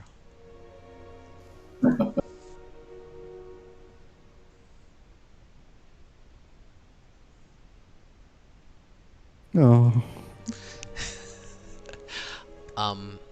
Ellis, this mural, you have never seen a battle like it before. Like, the amount of joy and excitement that must have been pumping through their veins as this battle with fire giants, it must have been so invigorating to feel so alive. You just want to stand here forever. You don't want any harm to ever come to this mural. I mean, I didn't in the first place, but I'm also immune to charm, so... Fair enough. Then redact everything I said. Yep. I totally take forgot that, you had charm ability. dungeon. But that's the sense you get as you get closer to it. You kind of look at it and go, well, never mind. Hey guys, it's a pretty cool painting, but it's also like... It's too cool painting. You guys should have, yeah, don't mess with it. Too cool a painting. Cool of a painting. Everyone, let's go check it out. It's too cool. Wanna Don't touch get it? any closer. Oh, that's right, the stone. Never mind. Forget me. That's Yep. right. You are absolutely right. Lucky stone. So, what are you guys doing?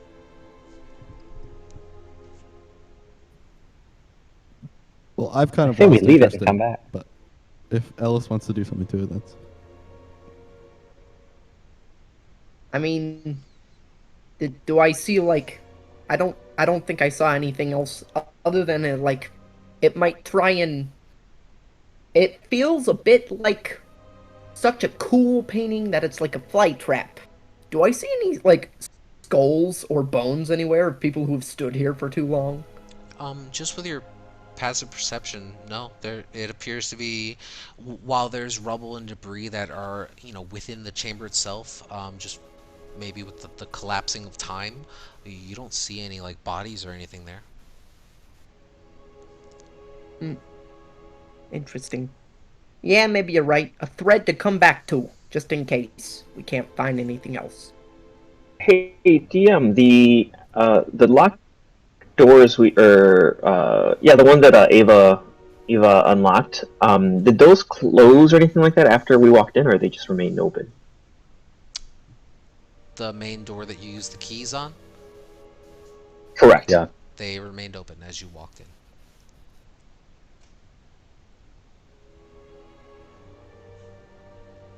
Well, I vote we go downstairs. Maybe you first, Alice. Okay, now it's me first, whatever. Okay, so as So you you're holding the stone. as you proceed up the long stairwell, I don't think you have a light source on you, right? Whoa. I'll follow him up. Yeah, gotcha. Let me move you up there.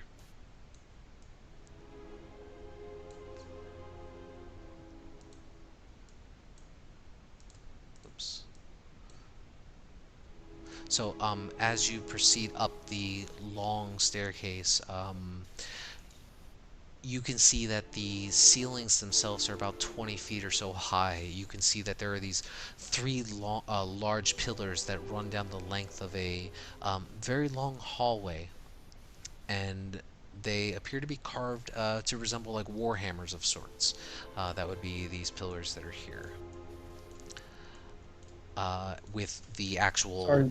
hammerhead of it down, and then the pillar itself extends upward, so as if the warhammer was resting. I'll move you up. There you go. Sorry. You guys are going to be up at the top of the map now. Yeah. As we're walking down, Eva's just gonna say like, "Oh, so you did a great job with that painting. I think you should lead us down here and take an inspiration, just just to have it."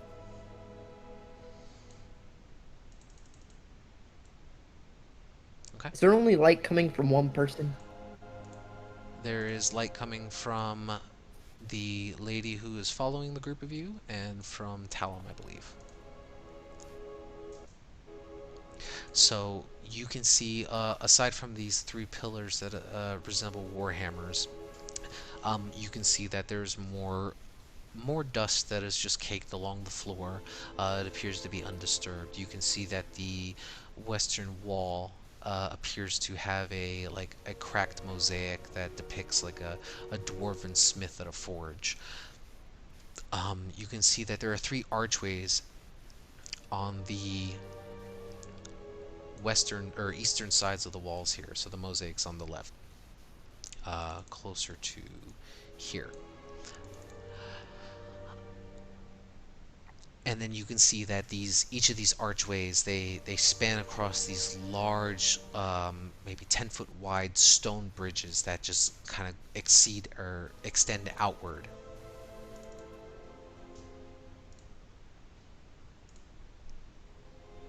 So you have this long 20-foot wide corridor that leads all the way down. You can see that there are these three archways here, um, here, and to the very end. And on each of those three pathways, there are bridges that extend out. And then as you kind of like traverse through the area a little bit, you can see that some of these bridges actually appear to be quite broken, as bits of them have fallen through and down. You can see that down to the south here appears to be another very finely painted mosaic of some sort.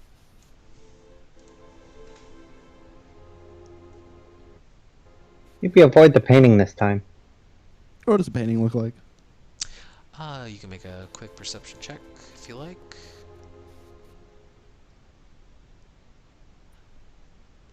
Just at a glance, the best you can see from it, it appears to have what appears to be like a dwarven smith, and he appears to be in the process of forging something. Um, Perry, if you are close enough to kind of like look at it, this extremely reminds you of Morden. And he's in the process of crafting dwarves out of what appears to be black metal and diamonds. Where's that at? It's at the bottom left corner of this hallway, down here. Sees that he's gonna go up and just start praying at the statue. Okay. There's no torches on the wall or anything like that here, No, correct? To that's light correct. up the It place. is Okay. completely pitch black here, other than the sources of light that you guys have.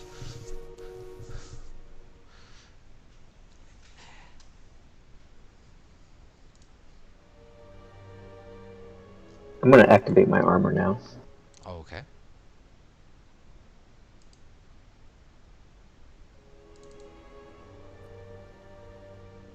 Ellis, did your information source have any details on where to go once we got inside?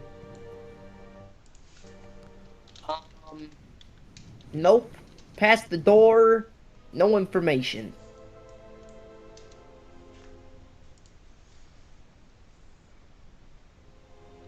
At least from my notes. I suspect that detect magic is gone by now. So You guys spent a few minutes or downstairs looking at the mural and discussing what to do with it. I'd say maybe another minute or two it's gonna go away. Or are you just trying to do a quick sweep of the upper floor? if I sense that I'm still holding concentration, I'll try to move around a little bit. Get Yeah, some sure. information. Y as you kind of like walk around the area, just trying to see anything that pings off, you're not getting the sense of anything magical in the area. Awesome. Cool. Harry's gonna take a mace that one of the maces that he made, and then like offer it. Say again. Harry's gonna take out the little mace, one of the maces that he made, not the one that he's using, and then offer it to him. Say like a prayer, like a sacrifice. Oh, to the mosaic. Yeah. Okay, yeah. So as you're kind of down on one knee and you bring out one of the maces that you created and you kind of rest it up against this mosaic, actually, the weight of the mace, surprisingly, as soon as it lands down next to the picture or the image of Moradin crafting other dwarves, a recess in the door presses in, and the mural itself actually reveals what appears to be like a 5 foot wide doorway that just swings open. Moradin blesses us today. Sorry, who's And that? then kind of like, Yeah, right here. Moradin, the god of the dwarves, and forging. You've never heard of him? Harry talks to him like all the time. Oh, Starts dangling an amulet in front of this. This is his sigil. You've never seen this yes. before. Yep, that one. I've seen you use it when you're shooting fire at people. Taking taking a look into this chamber, you can see that it immediately appears to be completely dust covered. It appears almost as if it's been untouched for quite a long time. There are green copper urns that sit on platforms that appear to be overflowing with coins, gems, and more things. There appear to be in total about 5 copper urns, and they're all just kind of placed up on these this large altar. Last time we found a bunch of very free-looking jewels in a suspicious room. It did not go well. Yes, if we're going to touch it, maybe one of us at least should stay outside. You can see now that Isabel, as she kind of like peers into the chamber, she goes, "Well, it seems you found something worthwhile. Should we add it to the collection?"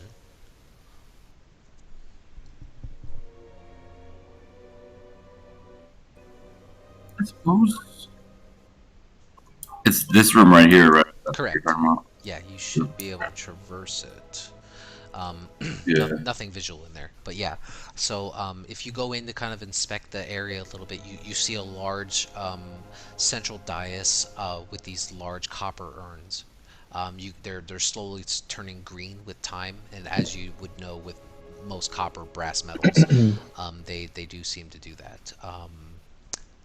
One of the urns appears to have these 5 light pink stones within them, with what you gather is a large handful of what appear to be like some copper pieces. Another urn contains what appears to be a very beautiful, ornate looking ring. And then you can see that there are 10 other rings that just kind of like rest in the bottom with it. So just kind of piled inside. And then you also see a handful of silver pieces. The third urn is actually piled up to the top, like it is completely full of what appears to be gold coins that have like almost overflowed through the top of the urn. Another urn holds about a large number of what appear to be these like quartz-looking gemstones. And then the final urn actually has this 9 or 10 inch tall like silver statuette of a dwarven priest, and just you would automatically recognize that like right on the central chest of the priest appears to be the symbol of Moradin, and they have what appear to be like this violet colored ruby or gem eyes. Is it just me, or does this look a lot like a test? Paying no heed, Perry will put the second left. Just trying to expect it. You were breaking in and out. I'm so sorry. Stupid headphones apparently breaking. Perry's gonna head over to the statuette and just want to inspect it. Yeah, yeah. As you pick it up, just make a perception or investigation.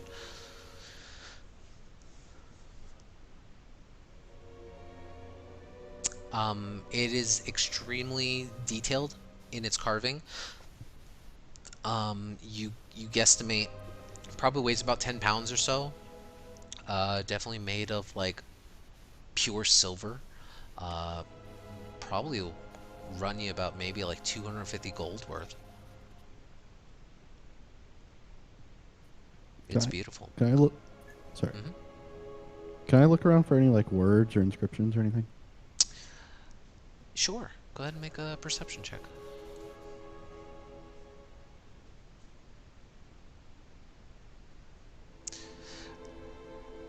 This is you. So as you're, walking down the long hallway and then just kind of like visually inspecting the mosaic and the interior of this hidden chamber,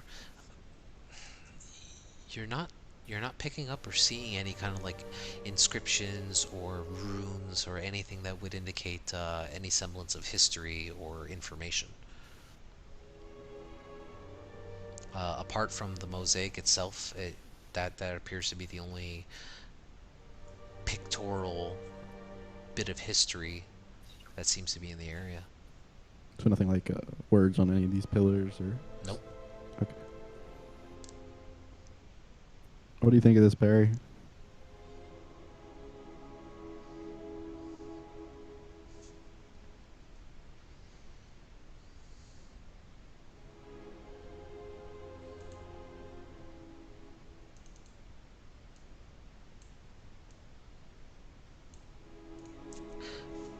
Clarion, is there anything you're doing while they're looking around? Not really. Just kind of hanging out. Okay. You're as you're kind of like sitting back with Isfel, you're getting the sense that she feels a little anxious. She's watching you guys carefully, and she just kind of hangs out towards the backside with you, and you can see now that she's like starting to like peer down the long stone not stairways but pathways, these long bridges made of stone, but you get the sense that she just doesn't feel like she wants to be the one to start traversing them on her own. Also, she's not allowed to die, because if she dies, we're in trouble.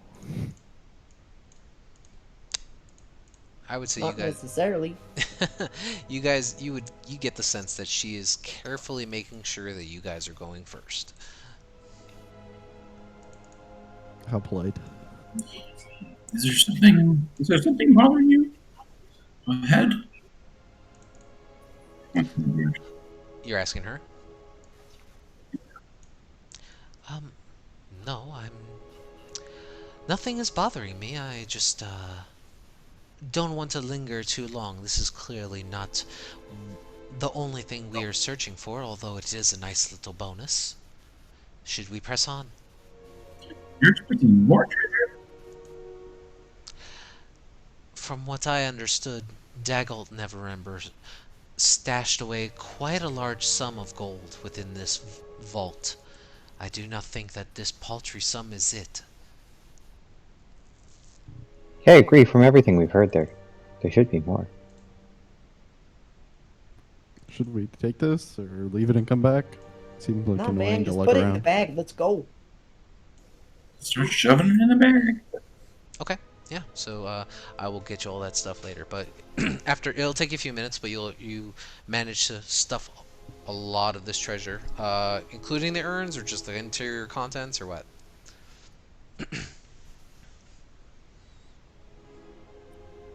I don't know. I mean, the urns are just Jump, copper. man. Everything, I need the guess, to urns. keep it all together. That's why I was chuck the urns in there. There's a bag of whole Oh. living room. I was gonna say you can fit some more of the coins in the urns. The urns, all the treasure is inside of these urns. Yeah, I'll just slide the urns. Oh, I I'll apologize. just slide the urns in, I guess. Sure. Okay. So just right now mark off 5 copper urns. And I got all the stuff for you. Do you have an approximation of how much that stuff weighed? In total, no, I don't. But you guys are okay for now. Okay, I just don't want to accidentally explode the bag of holding. Nah, you're not. Don't worry about that. Onward bound.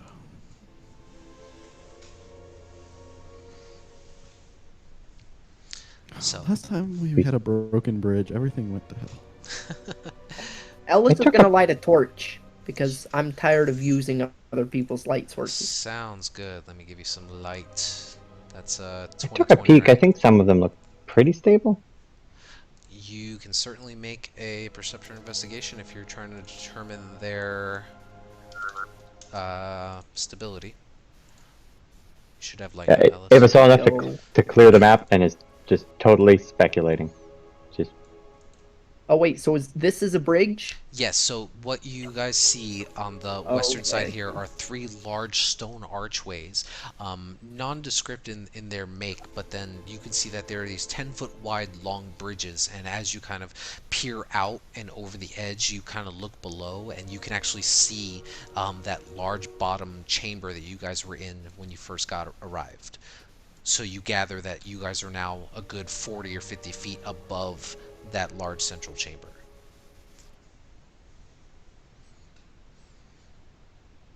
And you can see that the bridge extends quite a ways to the other side. Hey, did I ever use smart people to actually prepare something useful for this? got beat.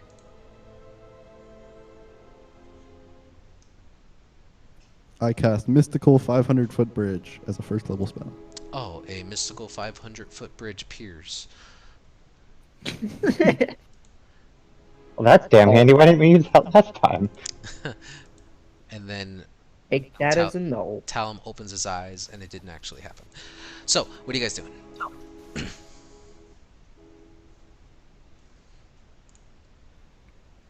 I'm gonna I'll take try a look. and long jump over the unstable parts. Okay. try and- So, go ahead, Eva.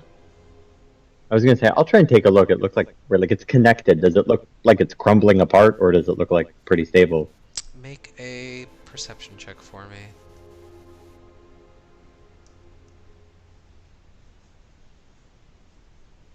Baseball. DM, on the bridge There you right go. above it, is that like it's broken up, or is there something like in the way? Nope, correct. That is broken up. You can see that central bridge, it goes up to here, and then it appears that the bridge itself has collapsed, and that there's a good maybe 15-foot gap between the next part of the bridge. Okay. Eva, looking at the bridge as you guys are kind of like slowly creeping your way along it, it appears very unstable. You're not entirely sure how much weight it would actually hold if you were to try to navigate across. But you gather only in like the area that it's currently broken.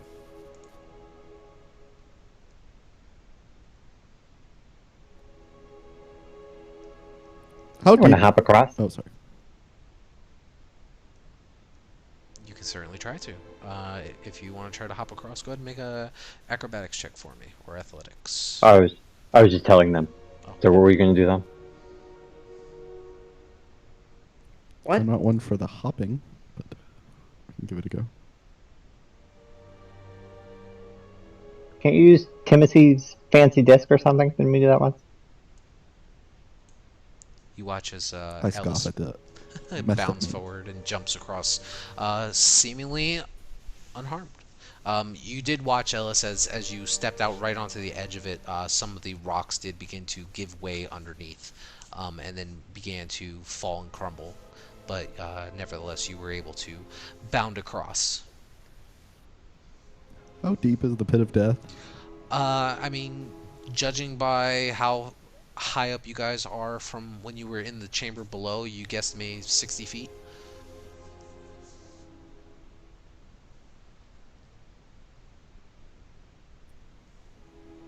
Okay. I have some rope. If you wanna, like, we can all hold on to it on one end, and you can tie it around yourself and go across. And once you make it, we'll just untie it, and we'll continue the process. You Ellis, want what to do He you was toss see gonna me? out hop over. there? Are you tossing me a rope? Is that what's happening? Sure. Eva's just gonna hop over while they're talking about the rope, or attempt to. Athletics or acrobatics, your choice. Ellis, you can see further down this long stone bridge what appears to be another solid black door that appears to currently be closed at the other end of it. Black door. Mm-hmm. That'd be Does right it over there. does it have, is it one of those magical doors that has nothing to open it with? No keyhole, no lock? You don't see a keyhole, but you do see a handle on it. Oh, how convenient. Perry's gonna put it on his adjustable stilts. Okay. Mm-hmm.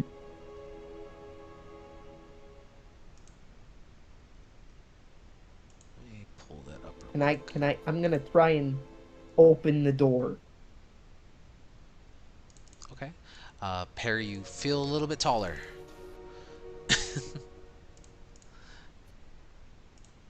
You're gonna try to open the door? Go ahead and make a strength check for me. If anyone is going to attempt to cross the bridge, go ahead and just give me acrobatics or athletics, or let me know what you're trying to do. Can I do a Sorry, you sounded really bad, or unless it's just me. Can I go across the? Can I go try and get across with advantage since I have my skill set? No. This is about 15 feet of broken debris, and you have never worn these stilts before. Gotcha. I will try to. So acrobatics or athletics, your choice. Terrible. 4. Okay. So I need you to make a strength saving throw.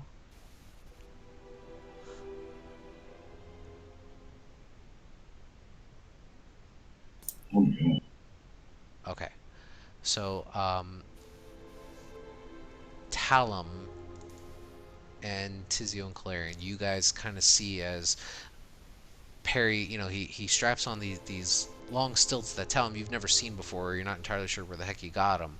But he stands up and just kind of like wobbles a little bit, and then he starts to try to run and get a leap with it. And as he does, just the stilts create almost like a focal point that immediately like add additional weight onto one part of that broken piece of bridge, and it just gives way. And as he tries to leap forward, he's clambering through the air, and he starts grabbing onto the ledge, and he's slowly starting to fall off. Well, new party member store. I'm gonna try to run up and try to like catch him.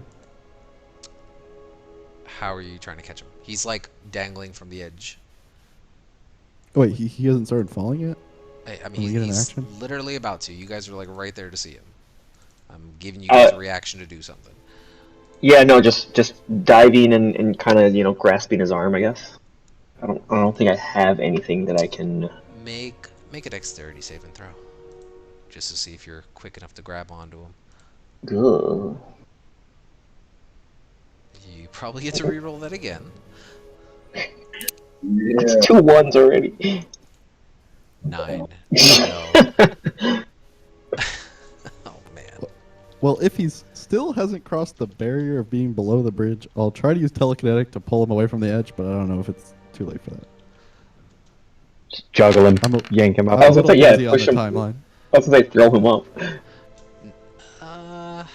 I mean, you're trying to like shove him across? I mean, he's No, like. just pull him back. Oh, to, just to our side. Keep I him mean, from falling. I don't know. He's dangling from the bridge. Gotcha. Well, I mean, you could try to like. if you're trying to like pull him up, or can you only push or pull? I'm not sure I what could. the. I think I can only push or pull Okay, towards or away so from. probably wouldn't work. But so you watch as Tizio kind of like baseball slides to try to grab Perry, and then both of them fall.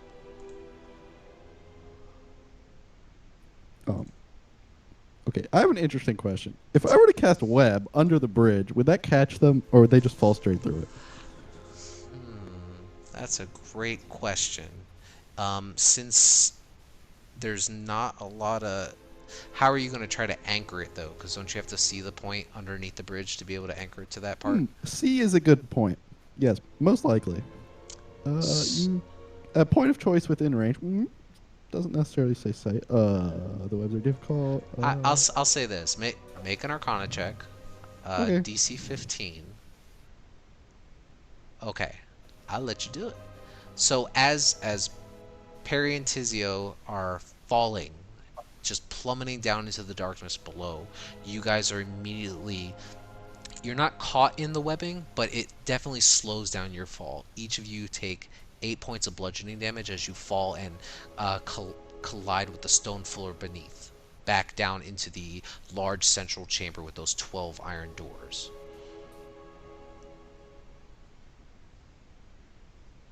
Cool. I see we're having a bad day, Perry. I really thought these stilts would help. Did not have any good, I think. I'm gonna get up and help Perry up as well. They increase your height and add 8 pounds to you. Make it harder to cross the bridge. That's what they do. That's a lot of height for me. It is. I was just waiting for you to say that was disadvantage. Me too. I was thinking about it. Well, when you said no, it's not gonna be advantage. I was like, he's gonna put disadvantage on that. Nah. So, Ellis, you immediately try to like push or pull onto this handle here, and it just doesn't seem to budge. While you guys can Oh, he hear rolled a from 10. behind you. Go ahead. I was gonna say, Alice, did you want to try and roll inspiration on top of that 10, or just try again? Well, I mean, I think next time I could just use help opening the door instead of you just standing there. Eastfell. Well, I is thought you going to had it, but try to okay, I'll jump help the him open the door now. bridge. She rolls 21, so you watch as Eastfell just kind of like scoffs at the group of you struggling, and she jumps the bridge. She's now starting to make her way towards the group of you. Did it seem very easy for her? It did. Ooh, look, our friend can jump. You watch as she kind of like took a few steps back and did a running, just bound forward, and as graceful as a ballerina, seems to have lightly stepped over. No issue. Well, still concentrating on web. I'll go ahead and try to jump across. All right, athletics or acrobatics. Perry and Tizio take a few minutes, but you're able to make your way back up the stairs. How much do you weigh? I don't know. 15 pounds. It says I'm 15 pound of holding, wearing some clothes. I'm a normal sized human. I don't know, probably 200 pounds. Yeah. So the bridge again begins to crumble under your feet, and you start to fall down. Oh, I don't get a save. I said start. Make a saving throw. Oh, okay. Strength saving throw. Oh, this is not going to end well. And Perry is not near you. Oh, you rolled a 2. That's the worst. Yeah, so you begin to crumble, but because you still have the web concentrating, you're going to take, let's see.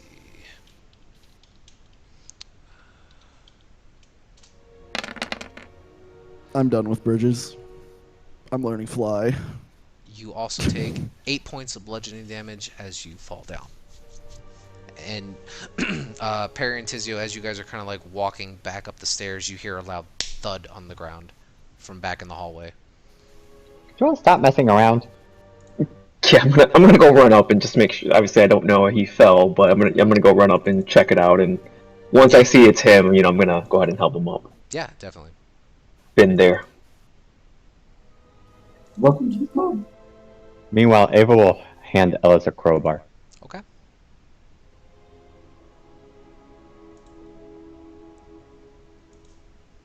that you helping me out? That would give you advantage on trying to pry the door open. Oh, fair enough. They're It'll, very handy. yeah, it'll take the three of you a couple minutes to get back up there, but then eventually you can make your way back up to the same part of the platform. Bridges and doors, guys. The death of D&D. Always have a crowbar. Don't forget about locks. And locks. Let's see, actually. So... yeah. You, Ellis, I would say before you did anything, Eastvale would kind of look at you and say, you strong man, come here. And she actually grabs a piece of rope and she kind of like starts to like fix it onto your waist. And then she says, go throw this to your friends. They seem to be having some trouble.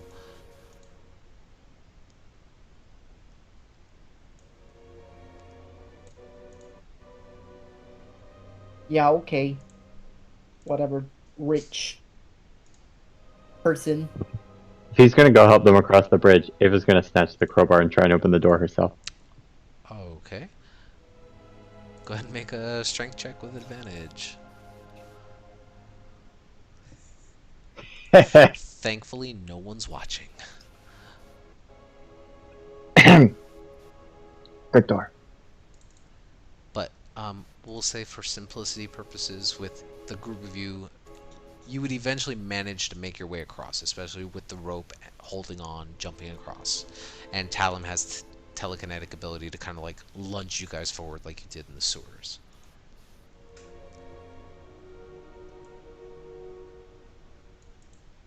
Cool. So eventually you guys have the resources at your disposal to cross the bridge should you need it. You guys having fun back there? I'm swearing off at Bridges, Ellis.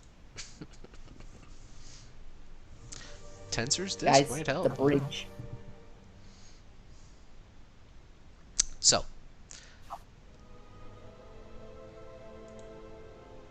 you can see that there's Alright, give me that fucking crossbow, Ava. Use the crowbar. Oh, yeah, whatever it is. Okay. So go ahead and make another strength check this time, or this will be a strength athletics check for you with advantage. Hey, like you said, with that advantage. So, what you actually notice is now that the door swings into the room on these very stiff, like adamantine hinges, and immediately as the doorway opens, let me pop that open. There you go. A few things catch your attention. To the north, the east, and the south walls of this 20-foot high room, they are adorned with more dust-covered frescoes depicting similar dwarven smiths in the heat of work on forges. You're cutting out pretty bad, DM. Sorry about that. So as you walk into this 20-foot high chamber, you can see that there are more murals that are depicted on the north, south, and eastern wall. You can see that there appear to be multiple dwarves that are just in the process of working with various different forges, casting different metals and different weapons. At the center of this room stands an iron anvil that sits atop this raised stone block in the middle of the floor. Both of the anvil and the paintings on the walls, they're just covered in cobwebs. Oh, good. Each of these bridges leads to a different room. That's convenient.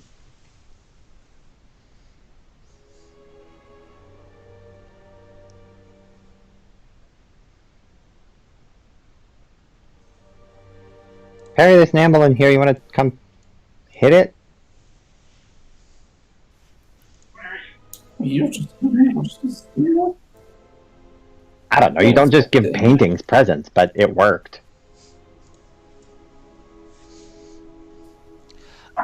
Well, I guess I can't argue with that. So, Perry, as you kind of stand within the room, just make a perception check for me.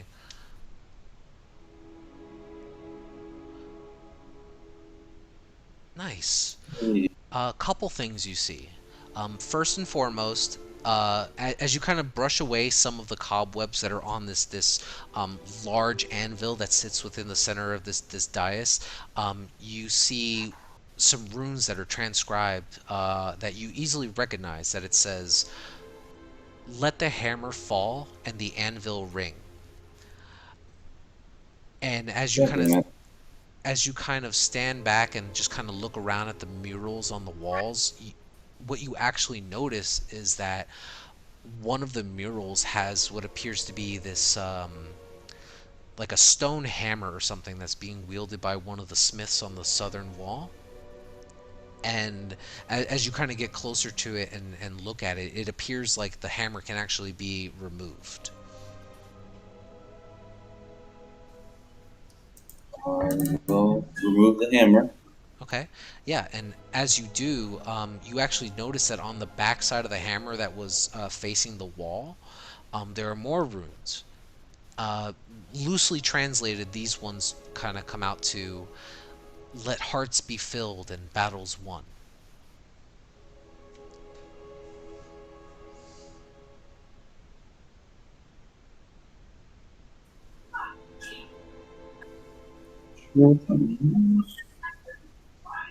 Perry to take the hammer. You're gonna take the hammer and hit the anvil? Yes. Okay. A loud, thunderous crack of this hammer on an anvil just echoes through each of your ears. As you're all standing there within this chamber, you feel this sense of warmth like just pulse through your bodies. Each of you gain 10 temporary hit points.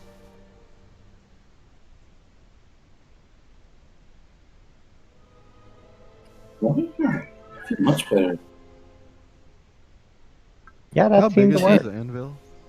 Say again? How big is the anvil again? Sorry. The anvil is probably about 10 feet wide. Wow. Too big to take with us. Can I hit the anvil again? Yeah, certainly. You strike the anvil a second time. That same sense of warmth doesn't course through you. Worth a try. Other than that, it came out of the wall. Other than the hammer coming out of the wall, there doesn't appear to be anything else remarkable about the room. How's the hammer feel, Perry? Anything special? It feels like a very simple hammer. Just almost very similar to any standard forging hammer that you would normally use while working. However, you can definitely tell that it is old and surprisingly seems to be aesthetic, but it did not break when you slammed it onto this anvil.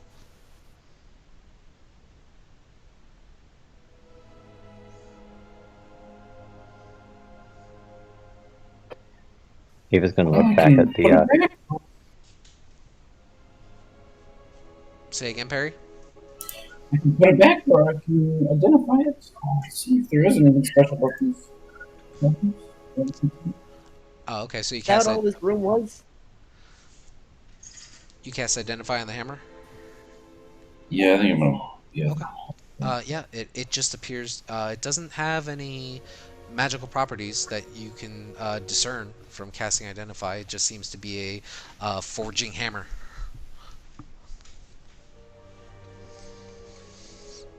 If he's taking 11 minutes to do that, I'd like to take 11 minutes to cast disc. Okay. Is While it they're doing that, Yeah, go ahead. I was gonna say while they're Sorry. Good. Assuming he ritual cast the spell. Then. Yeah, I don't know. Perry, did you ritually cast it, or did you? Yeah. Okay, so yeah, so he took time to do that.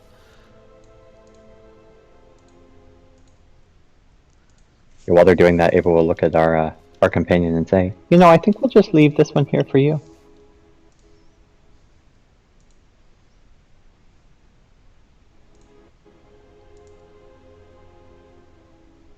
Okay.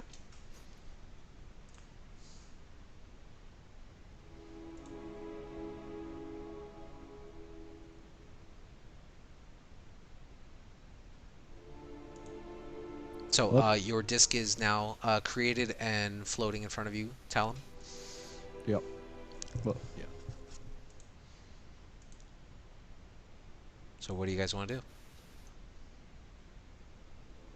Hey Ava, you wanna do some you wanna try and cross the broken one? Seems like we're going to need to cross all of them if we want to see what's on all 3 rooms. But, Talon, can you use Thomas's friggin' awesome disc there? Well, it's there, but you're not allowed to use it because you refuse to learn the name. Shame.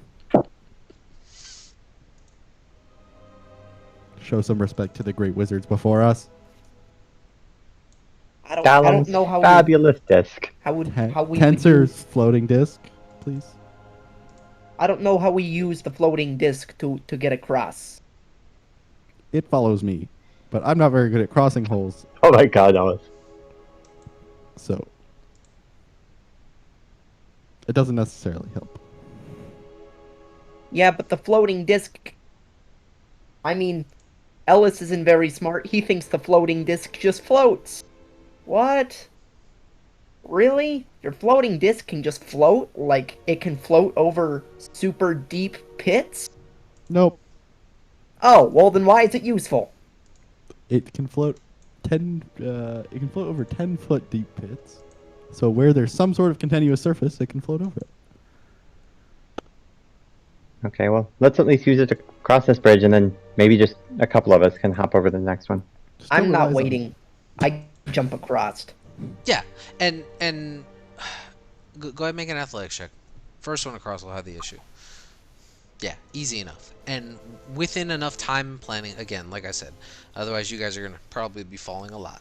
You guys have enough resources at your disposal to navigate across. It'll just slow you down a little bit as you guys are traversing through, but you guys can manage to do so. So as you all kind of get back over to the western side of this long corridor, having now traversed this first bridge, where are you guys trying to go? We're going for the middle one. Okay. Now this one is a little bit of a larger gap.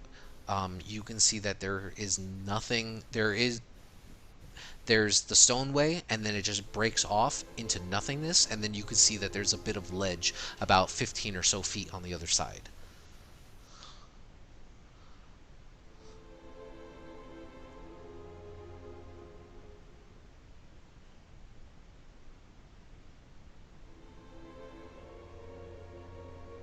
So, Ellis, if you were trying to jump across, go ahead.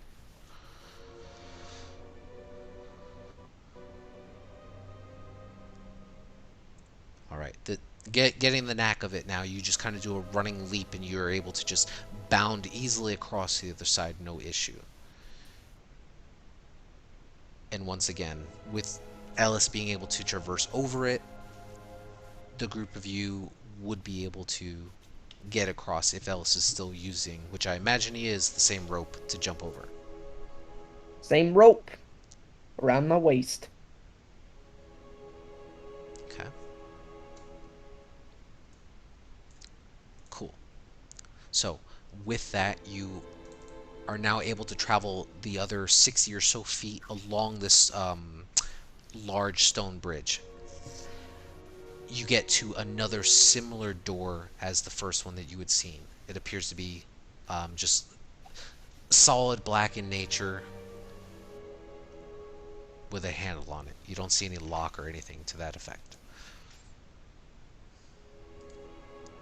while Ellis is ferrying them across, Ava will try and just open it and see if it just opens. Yeah, you kind of grasp onto the handle.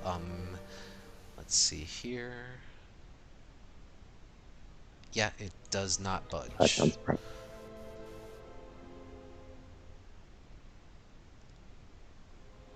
It appears to be, in a similar fashion, sealed of some way, like the first door.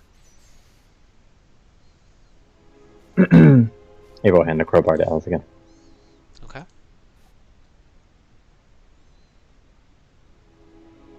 I feel like, part of me feels like some of you guys have to have some magic prepared to deal with traversing dungeons, right? You know me, I just talk to people. I look at the wizard. I mean, I could shrink the door, but that seems excessive, and we can just open it. Ugh. You're lucky I could do this all day. Isn't that why we keep you around? Go ahead and make an athletics check with advantage, Ellis. Nice. 24? Yeah, this time now, again, you forcibly, like, ram the crowbar into the door, and you manage to end up, shifting it off the hinge a little bit. And as the heavy adamantine door just kind of like falls down, it begins to slowly like swing open, revealing a similar sized chamber within.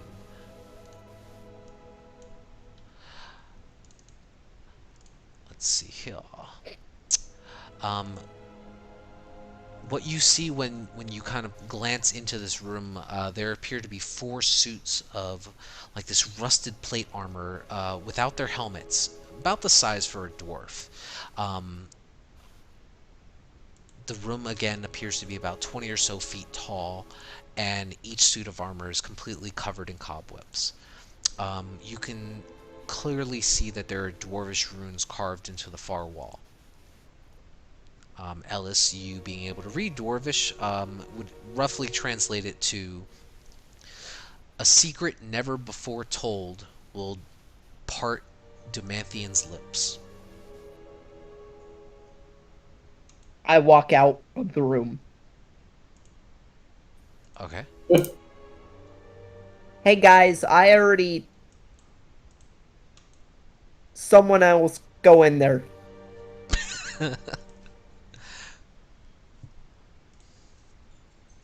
You Ellis, do okay you know how this there? works?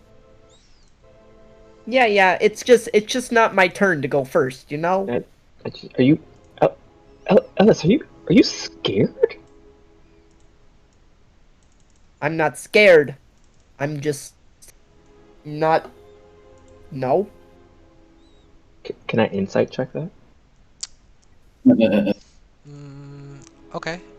Make an insight check on a GM roll, and or Ellis make a persuasion or deception on a GM roll.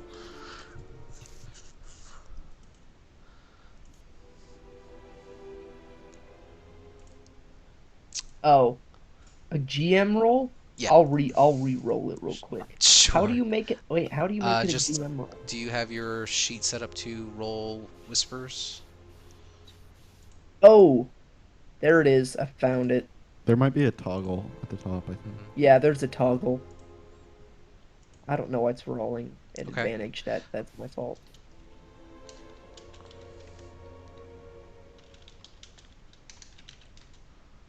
Ava's just gonna look up at the wall and clear her throat and say, I poisoned my sister that one year when it was her birthday. Wait, how do you send a message to just DM? Oh, /W space DM.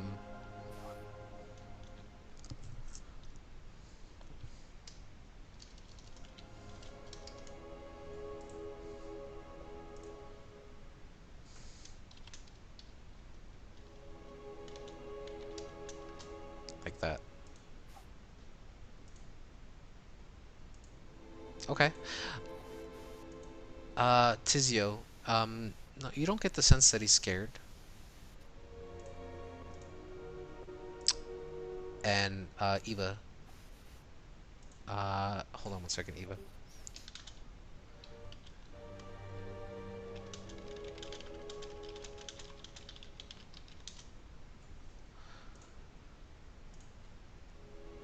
We appear to have lost Tizio. He might have said BRB.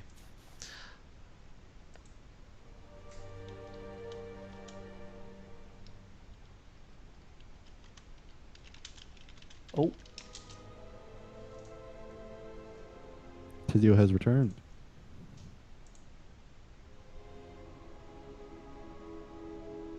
Yeah, sorry, my PC lost connection for some reason.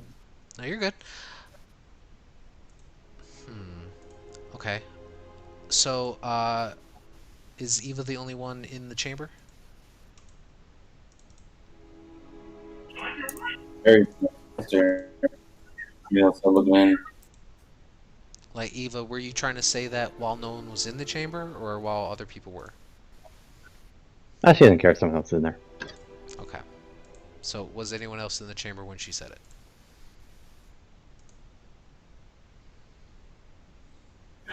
Harry was not. Perry was not? Doesn't seem like it. sorry, what did Ava say? She told a secret to the wall, which maybe you didn't hear. Oh. And I apologize because my stuff cracked out at that point. Was I able to tell if he was Ellis yeah. was actually scared or not? Yeah, he didn't seem scared, Tizio. Okay. So Eva, if nobody's in the room with you, as you kind of like say it out into the open space, nothing happens. You watch as Isvel kind of walks in and just kind of looks around the room.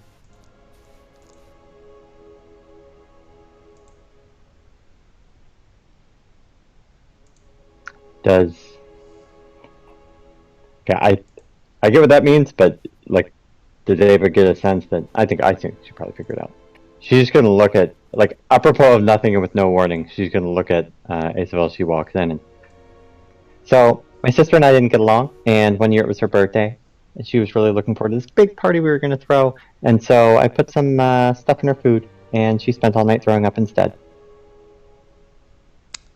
There's a little bit of look of curiosity in her face as she listens to you say that.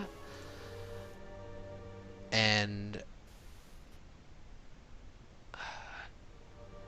surprisingly, what you didn't see standing before you about maybe 5 or so feet towards the wall, a trapdoor actually recesses and falls inward out of sight, revealing what appears to be a long spiraling staircase leading down. And you and I both know you would have done something like that too. She kind of looks at you and she says, "Well, good thing I was not in here first then." Eva shrugged. Ellis, can you go down the mysterious trapdoor staircase first? Oh, make Talum do it. Tell him it's super squishy. I'll go first. I'll pick Yes. it. Yes. Okay. But I look for traps because I'm not Ellis. Make an investigation check.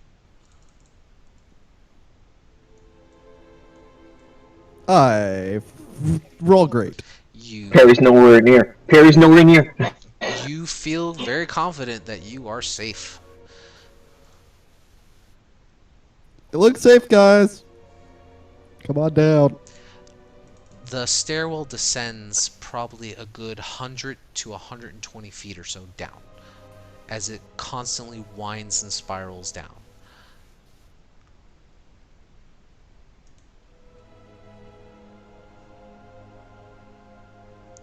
I will slowly start moving you guys down there. Then I will give you the descriptor.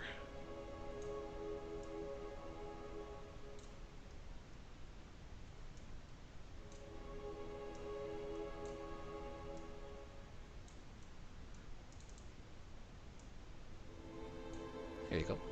Everyone should be down there now, bottom right corner of the map. Yep, see it. All right, perfect. So, We came down from this area. Correct. There was a trap door that led down to a long, winding Okay. spiral staircase made of stone, maybe about 5 feet wide, just completely covered in a thick layer of dust as it descends in a circular motion down. Um, as you arrive at the bottom of this platform, although deep underground, this vault area, it seems to be lit by like streams of light that pour down from the ceiling in various spots, catching motes of dust in their luminous pools. Currently, you can see that there's 2 hallways leading to the north and south from your direction.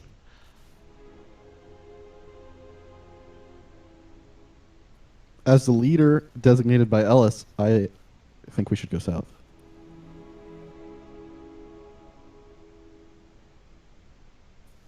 All right. Okay, so The south. as you proceed south about 60, 70 or so feet, and as you kind of turn around the corner, you can now begin to see various streams of light hitting different areas of this large, expansive chamber. Um, Ornate columns support this 30-foot high vaulted ceiling, which is adorned with carvings of dwarves basking in the presence of their gods. These deep alcoves align the walls of this large vault area, and piled within 2 of them appears to be a very vast trove of gold. Out of the dusty gloom steps this aged dwarf carrying a staff in his right hand that's carved and painted um, to resemble closely to a pair of entwined dragons, one red and one gold. Despite the dwarf's age, his eyes appear steady and bright. "Well, I wasn't expecting anyone," he says plainly. "As you can see, the place is a mess. Perhaps you should come back later after I've tidied up a bit." And that's where we're going to end the session. Oh,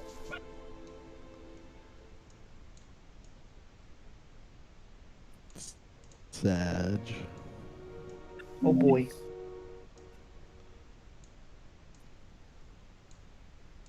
Could be fine. just reminds me of Say again? oh, it's Community. They find like well, college. Just been hiding away for like 7 years. You're in and out. I'm so sorry. Is it better now or? I think so. Okay. A little. You're like muffled. So it just reminds me of an episode of Community where like they find some old guy in the basement that's been sitting there for like 30 years. Oh, from Community. Okay. He also has a large stash of gold, actually.